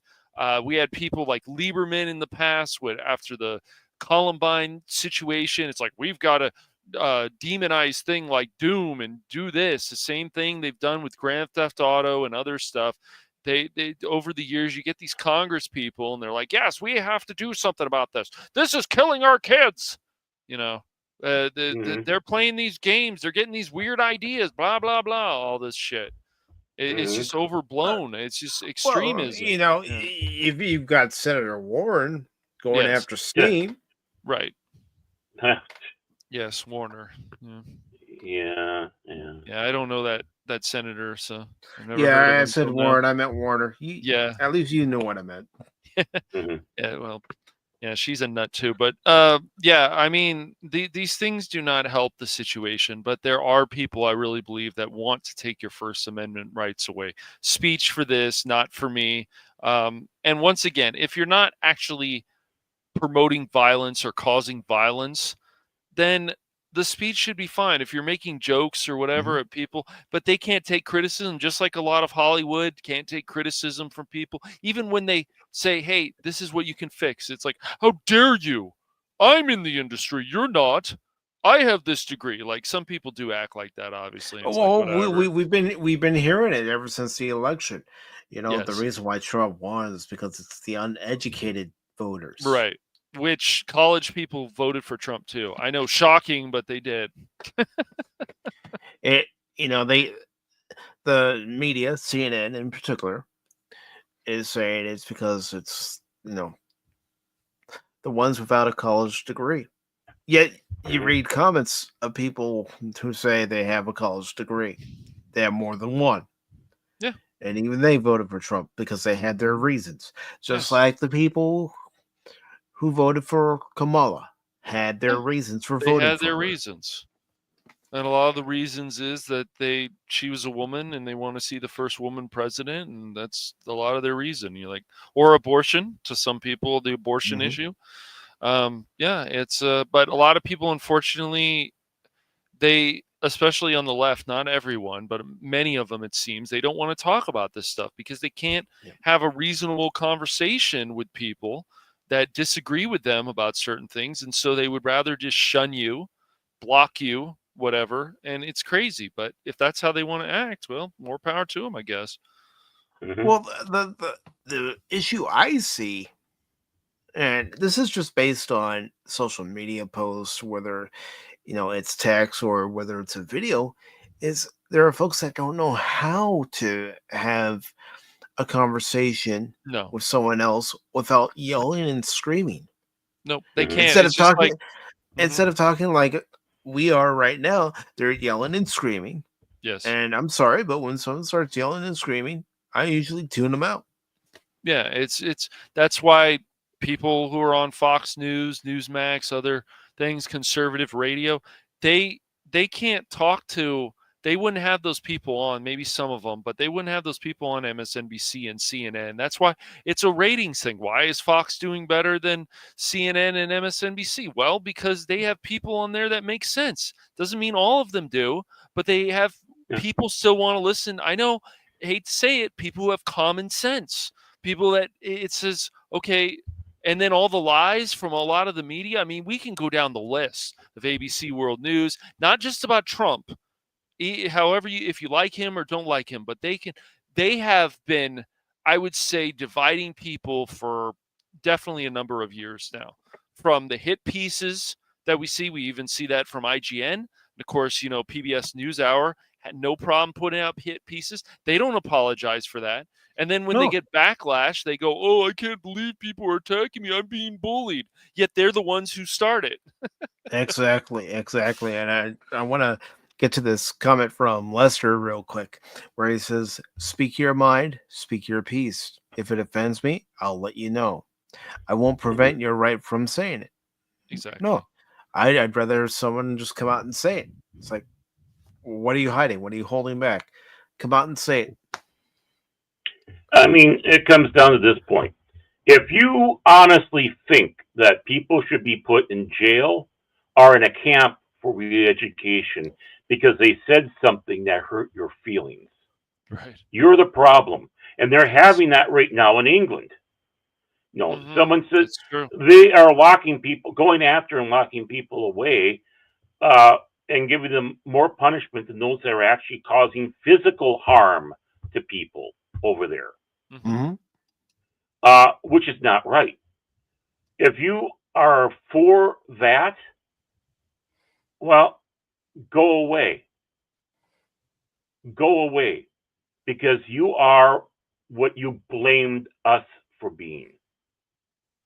Exactly. You are the ones, yeah, you're the jackbooted ones. If you truly think that, you're not an American. Plain and simple. You're not American. I mean, Yeah. if you're going, this is just my own thought on this. If you're going around posting a video or posting in general saying, well, because you voted this way, I want nothing to do with you anymore, you're not my friend, then maybe there wasn't much of a friendship to begin with if you're just so willing to throw it away so quickly Yeah. because somebody voted opposite of you. Exactly. Mm-hmm. Like that. Yeah, I mean, it's just simple as that. Uh, you know, one thing is offense. One, it does build you a little bit if you get offended. It's one of those things to help you realize that this world isn't, that there's all sorts of different people out there. There's crude people, there's modest people, there's honest people, there's damn liars out there. But the one thing you have that's great about the First Amendment is you have the right to be offended. Baron, what are you saying? Simple. Do you think those Jews in the ghettos had a right to be offended as they were being abused by the National Socialists? Do you think they had a right to be offended as they were being put into cattle cars? Do you think they had a right to be offended as they got put into the camps? They had no right to be offended. None. It was my way or the highway. Well, it's my way. You don't get a choice on anything. You don't get a say in any of this. Right. Do you think the Poles that had that done to them, do you think they had a right to be offended? No. What about the communists? Did they have a say? No. They didn't have a right to be offended either. Be proud of the fact that you have the right to be offended. That's another breath of freedom. And while you're at it, sit back and start wondering, why am I offended? This is as much of a learning experience as anything else. You get to study yourself a little bit more. Why is it I'm offended? Is it just or isn't it? I'm not saying being offended isn't just, but it gives you a chance not to be knee-jerk about it. Think about it. Reflect upon it. Is this something I really should be offended about? And then if you decide yes, what are you going to do about it? If What are you're you going not, to do to change it? yeah. What kind of discourse are you going to have with somebody to try to change it? Right. Exactly. This is called communion. Communicating. That's why you have the dinner table. That's why it's called the Holy Communion. And at the table, you have a family communion. It's a communal setting where you communicate. These are very important words. That's why it's very important for everyone to sit at the table and talk about anything. Yeah, I mean, I'm sure the three of us can remember because we're that age. Coming home and having dinner with our family, and your mom, your dad, or your aunt, your uncle, whoever you were living with would ask you, "So, how are things going? How are things going at school?" Or say you did something at school and you're thinking, "Oh, mom and dad won't know," and then the principal calls. Mm-hmm. And you have that talk. Oh yeah. Oh yeah. Or you feel like you're sick that day, and your dad comes in your room and says, "Hey, are you sure you're sick?" Oh crap! Guess I'm not sick enough. Get dressed. Yep. Grab your backpack. You're Mhm. going to school. That's right. Mm-hmm. Yep. No, see, when you take a look at the First Amendment, is simple but yet complicated. It's simple because we have this gateway to communication. It's difficult though is how you proceed with that communication. How do you present yourself? Will you keep yourself cool? Will you be knee jerk? Being knee jerk is not necessarily the best thing. No. It destroys more often than builds.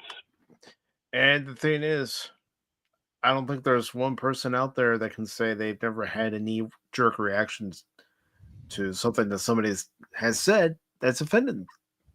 Well, yeah, we all have. I'm not sitting here on top of a rock saying, look how perfect I am. It's called learning from the experience, right? And it starts giving you a new perspective of how to interact with people. That's why I try very little now to have a knee jerk reaction. I'm pretty close to not having knee jerk reactions now, but I have had them. Yeah. And most of the time they were foolish. I was an idiot. I'm talking from experience. I'm not being a hypocrite. I've had people say disparaging things to me and about me. And I've told myself, calm down. This is exactly what they want. They want you to fly off the handle. And Cash and I have said, we're sorry.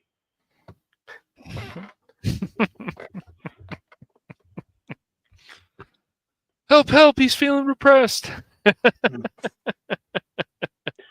Well, and see, that's just it. You hear the banter between people, and it's like, oh my God, why aren't they getting offended? Well, they're friends. They know each other. Mm-hmm. But Well, that does not just give you instant end to join in like that when you don't really know who those people are. It's like, what the well, hell are you doing? you got parents who are not teaching their kids to stand up for themselves. They just tell them, "Oh, you're so special. You're the greatest in the world."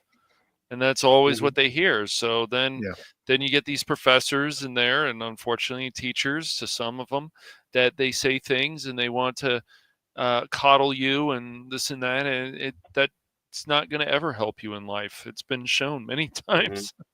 Well, it's what I said the other week about self-esteem. Yep. And another thing, how many of us had a teacher, going through school that actually pushed us? They were pushing us to be mean. They were pushing us to get the best out of us. Yes. Because they saw that potential. I had a math teacher who saw the potential in me. And I hate math. I really do. But he saw potential and he pushed me. And I'm grateful for it. Yeah. There is still teachers out there that actually do care. I don't know how many, but there are at least some. I'm sure of that. And this was back in junior high, where he saw that I was struggling with some of the work, but he took the time to sit me aside and go over it with me. And even a few times after school, I stayed after school so he can help me out with it. because I told him why I wasn't understanding it completely, and he took time out of his day where he could have been grading papers to help me out. And like I said, I'm grateful for that.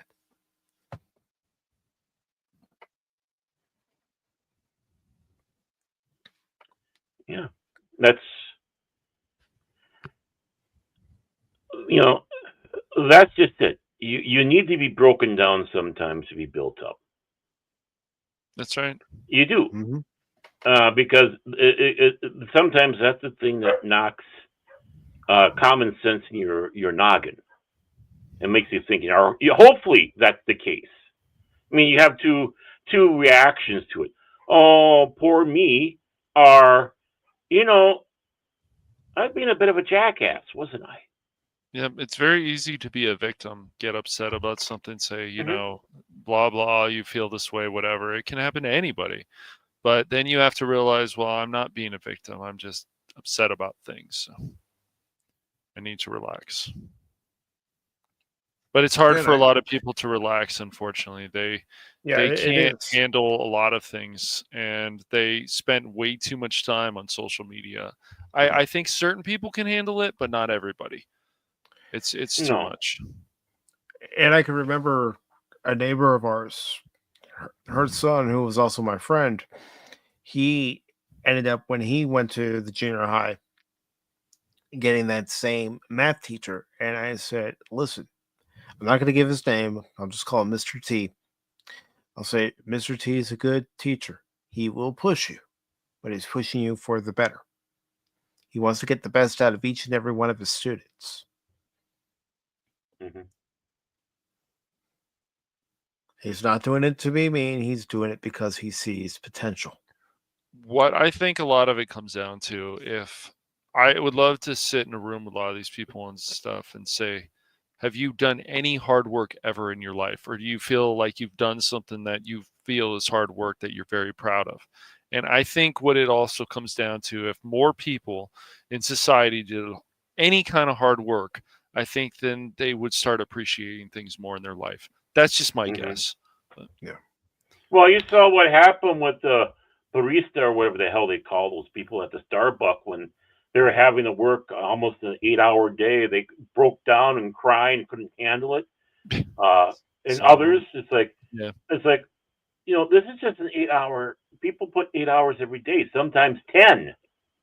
Yeah. Some people work 12, 15, 16 Yes. hours a day, Yes, they Mhm. do. if not more. Yep. The fact that we still, and I blame government, I blame people on TV, I blame whatever. I mean, we need more messages of people saying, besides the other messages about mental health and so on, and there are more messages that I think there needs to be even more of that. But I feel we need more messages, even on TV, even on streaming, whatever. Hard work is important. Yes. Don't And take it welcome for back granted. to. No, you can't. You can't take any kind of hard work for granted. You got to learn from it. You got to grow from it. And hopefully it makes you the better person that you want to be. Mhm. Exactly. But that's entirely up to you. That's You right. determine your path. Mhm. Not Cash, not Baron, not myself, not anybody in the chat. It's you.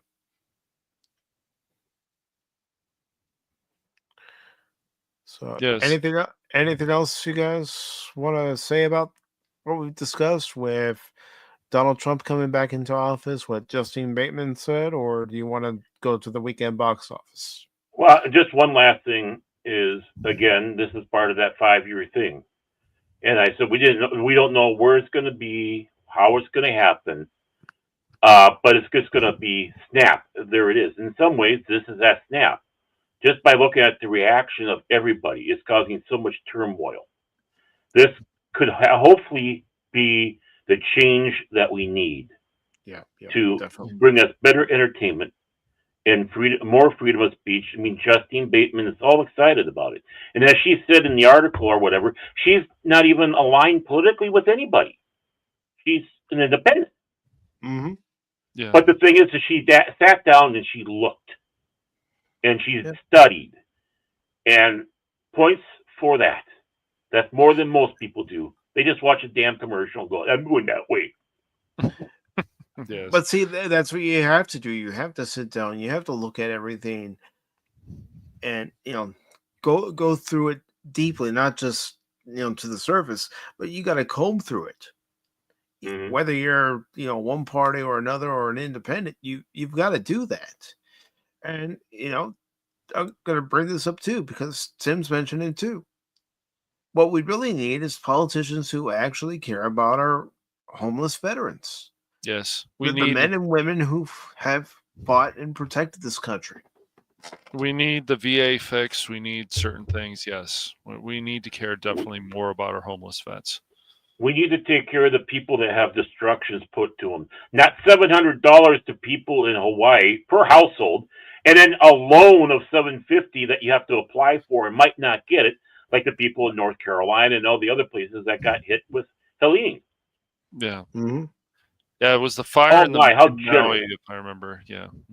Mhm. So, I mean, and Trump Vance 2036. Are you talking about Barron Trump Anonymous? Yeah. I say then it'd be Vance Trump, and then then Barron can. Oh my gosh! Well, I mean, you got you know how people would explain. Hey guys, guess what? Guess who's running for president? Barron Trump. I'm not saying anything isn't possible, but well, at 2036, I think he's still too young. He has to be 35 I for think that. you're right. Yeah, I know. But you still got Don Jr. and you got Eric. So, and Don Jr. is pretty feisty. So. Yeah, we'll see. I mean, there's going to be a fight, but this is what Eric a is lot of married to that hot American. one. This is what a lot of the American people wanted, and they know that. I'm sorry, but that there, Barrett, that's like people saying they're going to vote for Kamala because she's a woman. Well, here's Barron. I'm voting for Donald Trump Jr. because his wife is hot. I mean, come on, Barron.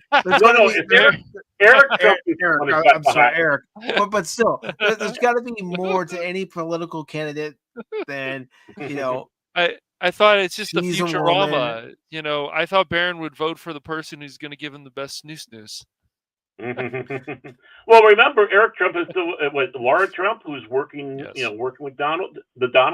So, I mean, right there, hot and smart and feisty. And he just might anonymous.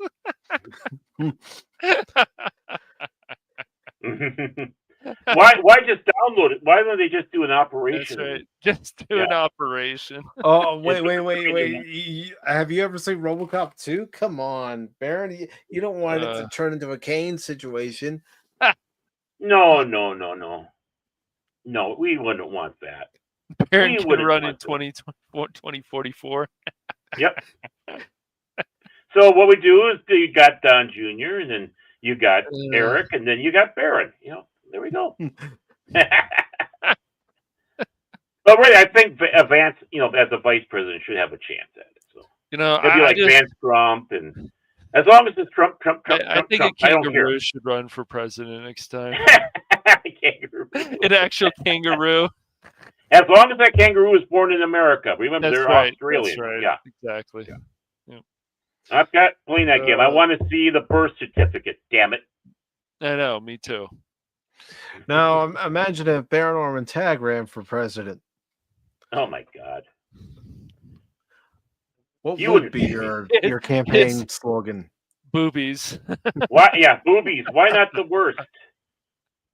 This time, why not the worst? Would probably be my campaign slogan. It's just Barron's motto: boobies. Boobies. And President-elect Barron Tag is coming up on the stage. I almost said Barron Trump. Oh my God. Too many Barons.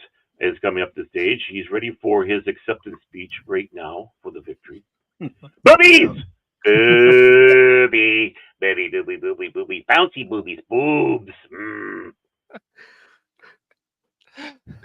The reporters will say, "Do you have anything else?" Meanwhile, Say, no. his campaign manager, Cash Money, is going, "That wasn't in the speech, Baron." Yes, that's true.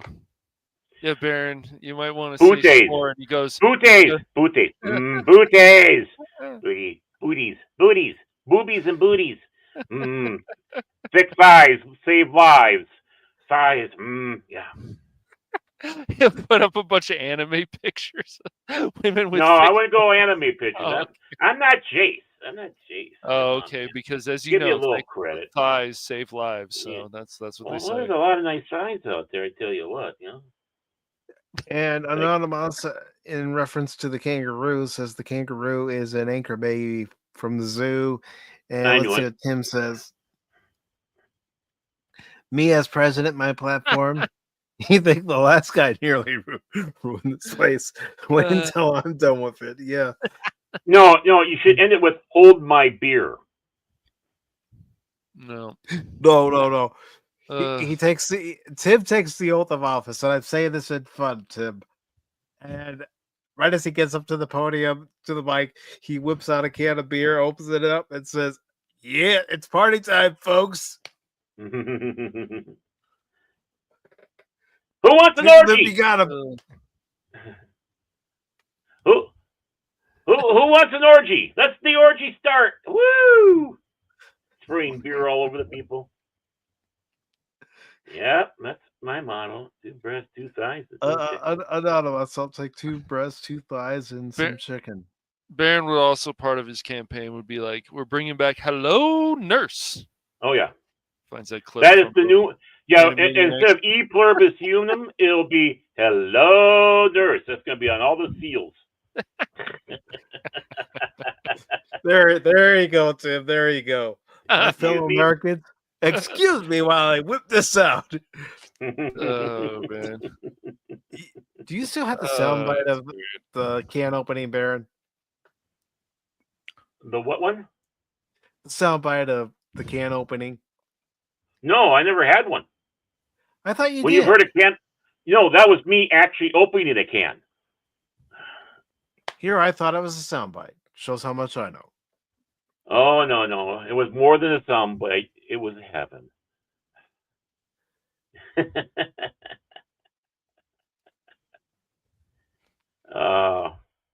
We got silly people. Yes. But before we head over to Rumble, we are going to take a look at the weekend box office real quick. And this is for this past weekend. And Red One with The Rock made, excuse me, 32.1 million. Oh boy. That's not a lot. And I thought I heard that this movie has a budget of either 200 or 300 million. Let me 250 million. Ooh. Ouch. Burn. Oh, that hurts. Mm-hmm. And that's gonna leave a mark. Yeah, Venom: The Last Dance made 7.3, and it has a total of 437 million worldwide. I guess that's respectable.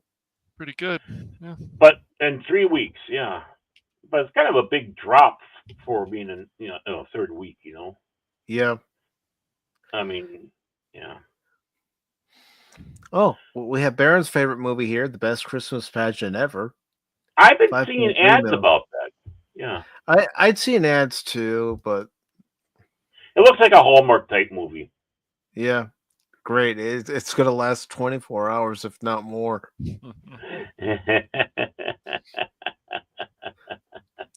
Hey, is this a new movie? No, it's the same one I was watching 7 days ago. A Christmas Story, yeah.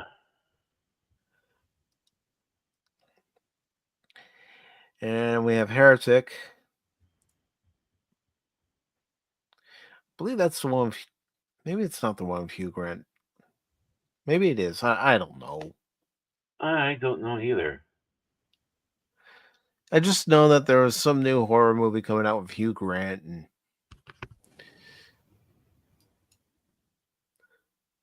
and then The Wild Robot's still making money. Yeah, I heard that's Crit was saying 7. that's a good movie. Yeah. Yeah, 7 weeks. Yeah. It's chugging along. I like to call that Wally in the forest. That's it. Wally in the forest. Mm. I call it the robotic Ferngully.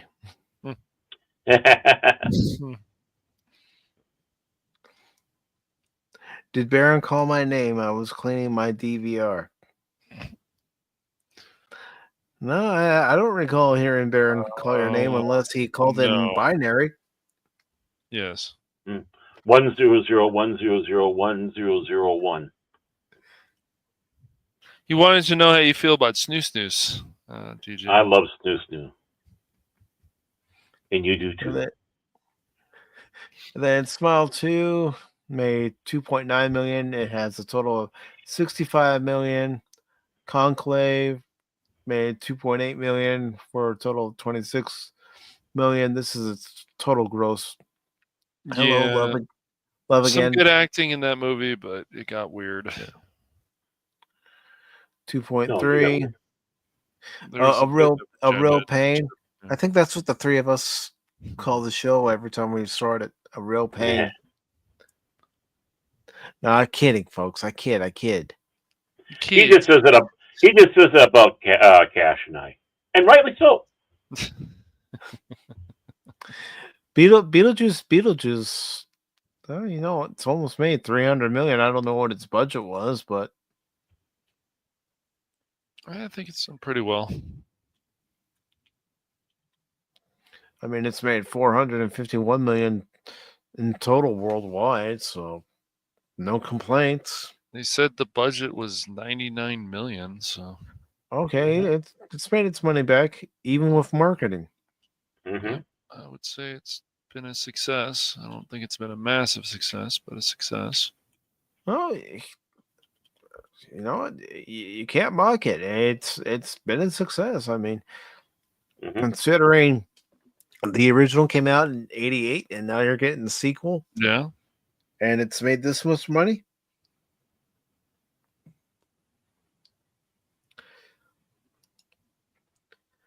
And Phil says, "What are you trying to say, Phil?" I don't know. I don't know. No idea. Maybe no genius, good genius with I don't cash know. money? I don't know. I don't know what he's talking about. Well, the one is a GNU. I think what happened is that Phil is one of the main reasons why a lot of this madness in our society has happened. I think that's what's going on. I think he caused a lot of the madness happenings. I'm Gary GNU. Gary GNU with the news. You had to watch Great Space Coaster to get that. That's what I'm asking you. What's a canoe? Is that It's a new an animal. version of a canoe? No, actually, it's properly pronounced GNU, but people go GNU because it's like calling a euro a gyro. Gary GNU. You don't know who Gary GNU is, man? No. It's like our good friend Jerry from Pop Culture Minefield. Gary. Yeah. Gary. Gary. Some people call him that. Yeah, that's what he said. Well, I do. I go Gary because of his sister, his Jewish sister, in New York.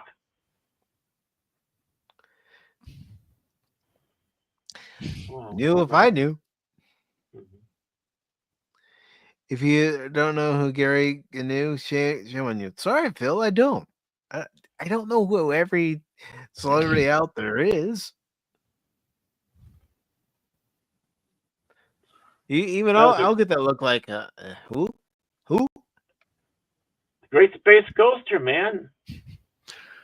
Phil's losing his mind again. It's okay. It's all right. It's a great space coaster. I'm on board. Oh, yeah, I'm familiar with the theme song, but doesn't mean I actually watched it. Then you missed something. Nope. Go GNU's is good GNU's with Gary GNU. Who knew? I got to know the guy. I saw that from Anonymous. Thank you, Phil. Thank you for sending me the information. Appreciate it. Oh, I in will, a DM. I will give myself an education. Education. The bad thing is that the show is being. I think they are trying to preserve the show, but they can't release the show because of copyrights of Oh, of the gross. of cartoons they showed on there and the music that they had on there. They even had one with Mark Hamill on there, and he was talking stuff. And so sometimes big stars would show up and be part of the show. I got to know actually the one guy who was involved with. Well, not involved. He was, the mastermind behind the Great Space Coaster, and had some nice conversations with him. I need to try to find a way to get a hold of him again. But running into him was, it's like, oh my god, I didn't know who the guy was, but at first, and people started telling me who he was. Phil just likes to bring up a lot of random shit. Mm-hmm. We all do that though, Cash. Not as much as Phil, though. He takes it to a new level. Yeah.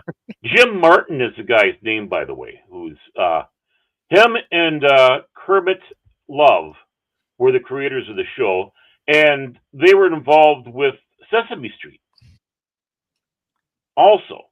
But he went on to do this, and I found out who he was when he bought some stuff from me because I was doing a little side hustle at the time. And we went to drop it off, and that's when I found out who he really was. I got to know him by having a nice conversation. But boom, it was absolutely wow. Sunbow Production was involved with it, by the way. So, I know who Sunbow is. Yeah, I figure you would. Yeah. So it's a shame that I think there might be on YouTube. There might be something floating around because in the day there was I think there were 2 VHSs that were released back when this stuff was some big problems, and I think they brought it onto the Tubeverse and maybe even the Rumbleverse. I don't know, but could be. Yeah. It was a great show. It was a great show. I was hooked on it. The show. You're wrong. And you're wrong. Even says here, the future of entertainment is out of Hollywood's hands. There are indie productions all over the place, ready to shine. Yeah. The first show, according to the AI overview, I think they got some good information here. 81 to 86. Wow. Yep. 5 seasons, 250 episodes. Yeah, I know the Banana Splits. Other characters on the show included Baxter the Clown, Knock Knock, Woody Woodpecker, yep, Edison the Elephant. Yeah, Baxter was kind of the guy who drove the space coaster. And I believe it was Ray Steffens. He went on to do the work with the Village People. Interesting. Yeah, he worked with as a lead singer in the Village People when it toured England. So unfortunately, he's not with us. He passed away in 1990 at the age of 35. Yeah, I was gonna say he was young when he passed away. Wow, let's see. I'm looking at. Okay, they've got some archive stuff, of course. Yeah. They got a lot of Gary Gnu stuff actually on YouTube. Wow. Yeah, he was. I think he was the most popular on there. And of course, he'd say, roll the film, and then the film will roll by. He goes, "I said roll the film, not bowl the film." And like I said, Jim Martin was the voice for Gary Gnu. Yeah.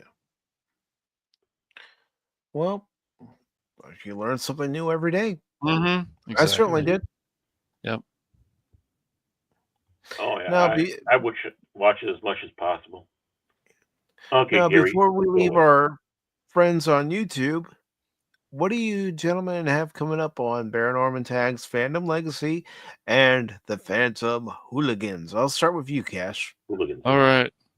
So let's see. Just in a few days, because tomorrow there is no stream because with the Beyond. So they did it the other there day. isn't? Yeah, Oh, that's no, right. I I don't. forgot. Right. Yeah, because Jace has to deal with some stuff. But yes, Friday at 6:30 p.m. because there's no Mike Tyson fight. Yeah, whatever. I'm gonna bite somebody's ear off. I got a paycheck. Yeah, we know, Mike. We know. Yeah, you gave up a night of gaming to watch that stage phony thing. It's like the girl fight was the best fight. Okay. Then I forgive you. Buffer fight, yes, that's known as the buffer fight. Yeah, the buffer fight. Yeah. Buffer booby fight. Was buffering. But this week, we'll just in a few days at 6:30 p.m. Pacific Standard Time, we will be playing Teenage Mutant Ninja Turtles: Shredder's Revenge. So Mike Totally righteous, dude. That's right. And Baron will be playing. Have you put any more time into that, Baron, off stream at all?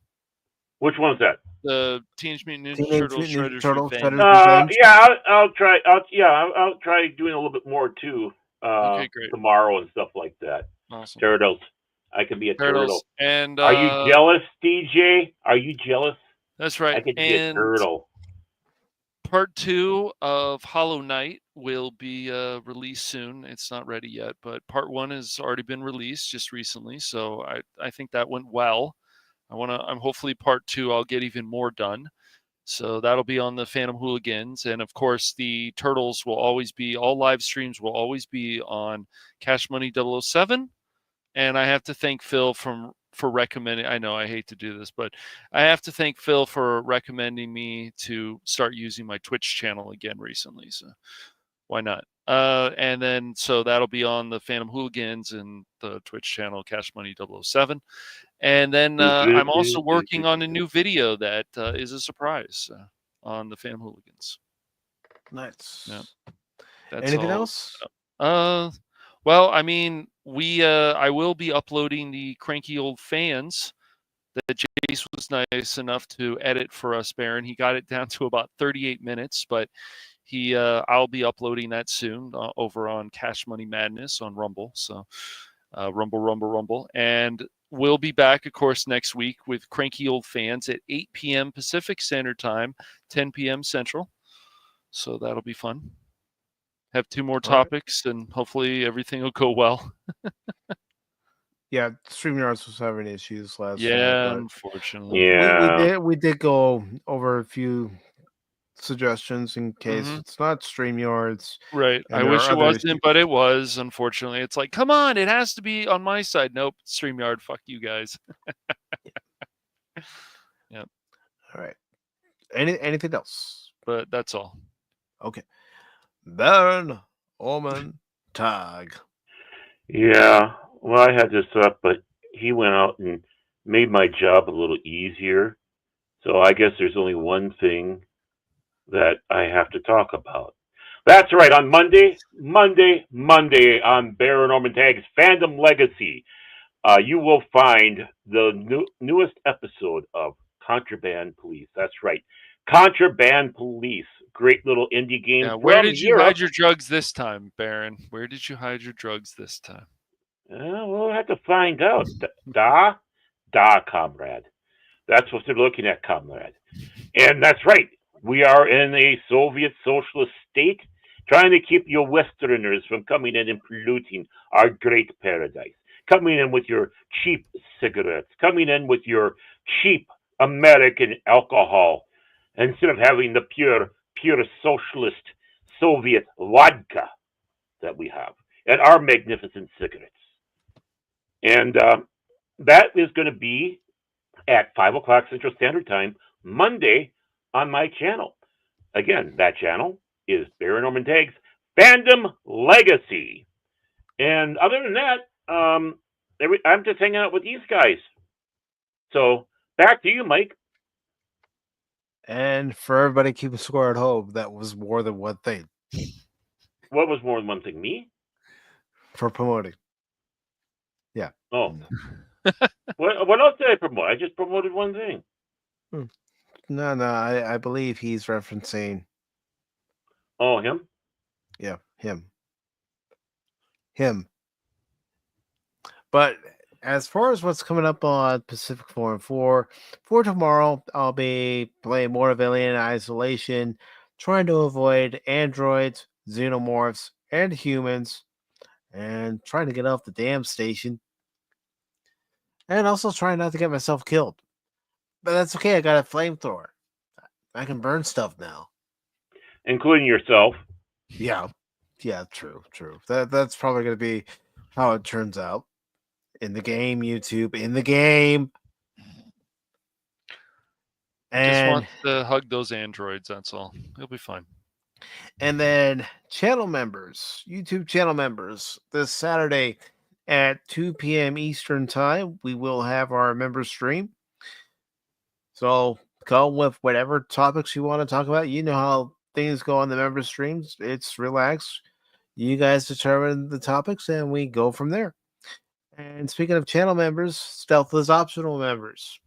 On Sunday, you're all welcome to join Baron, Cash, and myself and discuss the topics we have lined up for Sunday's show. I'm already looking at a few topics to discuss. I'll have it all finalized probably Saturday, if not Friday at the earliest. So come one, come all, and let's have a great time sitting back, relaxing, and enjoying the conversation. And then, of course, the only other stream for next week will be Tuesday at 6 p.m. Eastern. I'm not sure if it's going to be more Alien Isolation or if it's going to actually be Stalker 2.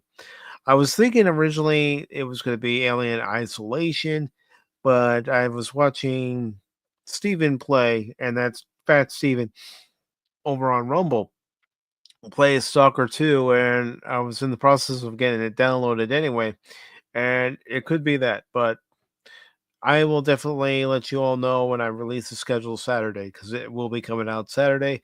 But other than that, that's pretty much what's coming up on the YouTube channel and also the Rumble channel. But those of you who are with us over on the YouTube side are more than welcome to continue with us over on the Rumble side if you would like.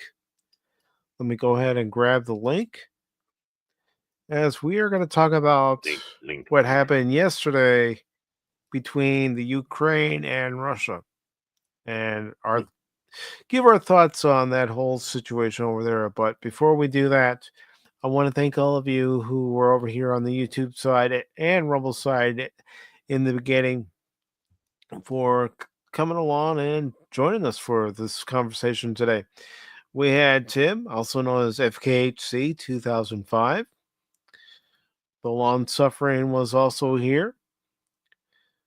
The Padawannabe was here. Jet Sparks was here. DJ Play Nice was here. But we also had Blue, and when I was seeing it over on the StreamYard site, you see how it comes up like this, and I'm thinking, oh great, we got a bot. And then I look over on the Rumble side, I go, no, it's not a bot, it's Blues. Yeah, he's a friend. He's a friend, Mike. Hold your fire, Mike. Hold your fire. That would be friendly fire, you asshole. He was just about to toss him out the saloon window. He had him by the belt and by the scruff of his neck, and like, Mike, stop! And you're wrong. Thank you for being here. You're wrong. Phil McCracken, thank you for being here, Phil. Yeah. DJ Ronnie G, thank you, DJ. Nerd. Lester San Jose, the Skeptic Tank. And Anonymous. I haven't played this too much in the last few weeks, but I'm going to play it now. Anonymous. Anonymous. Anonymous.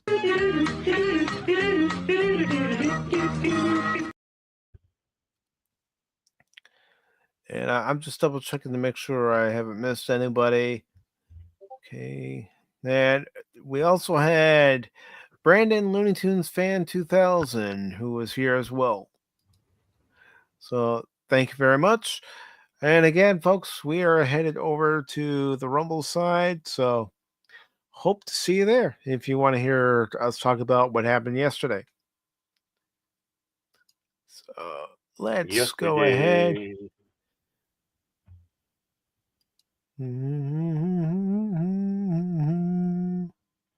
I know, I shouldn't even be humming, let alone singing.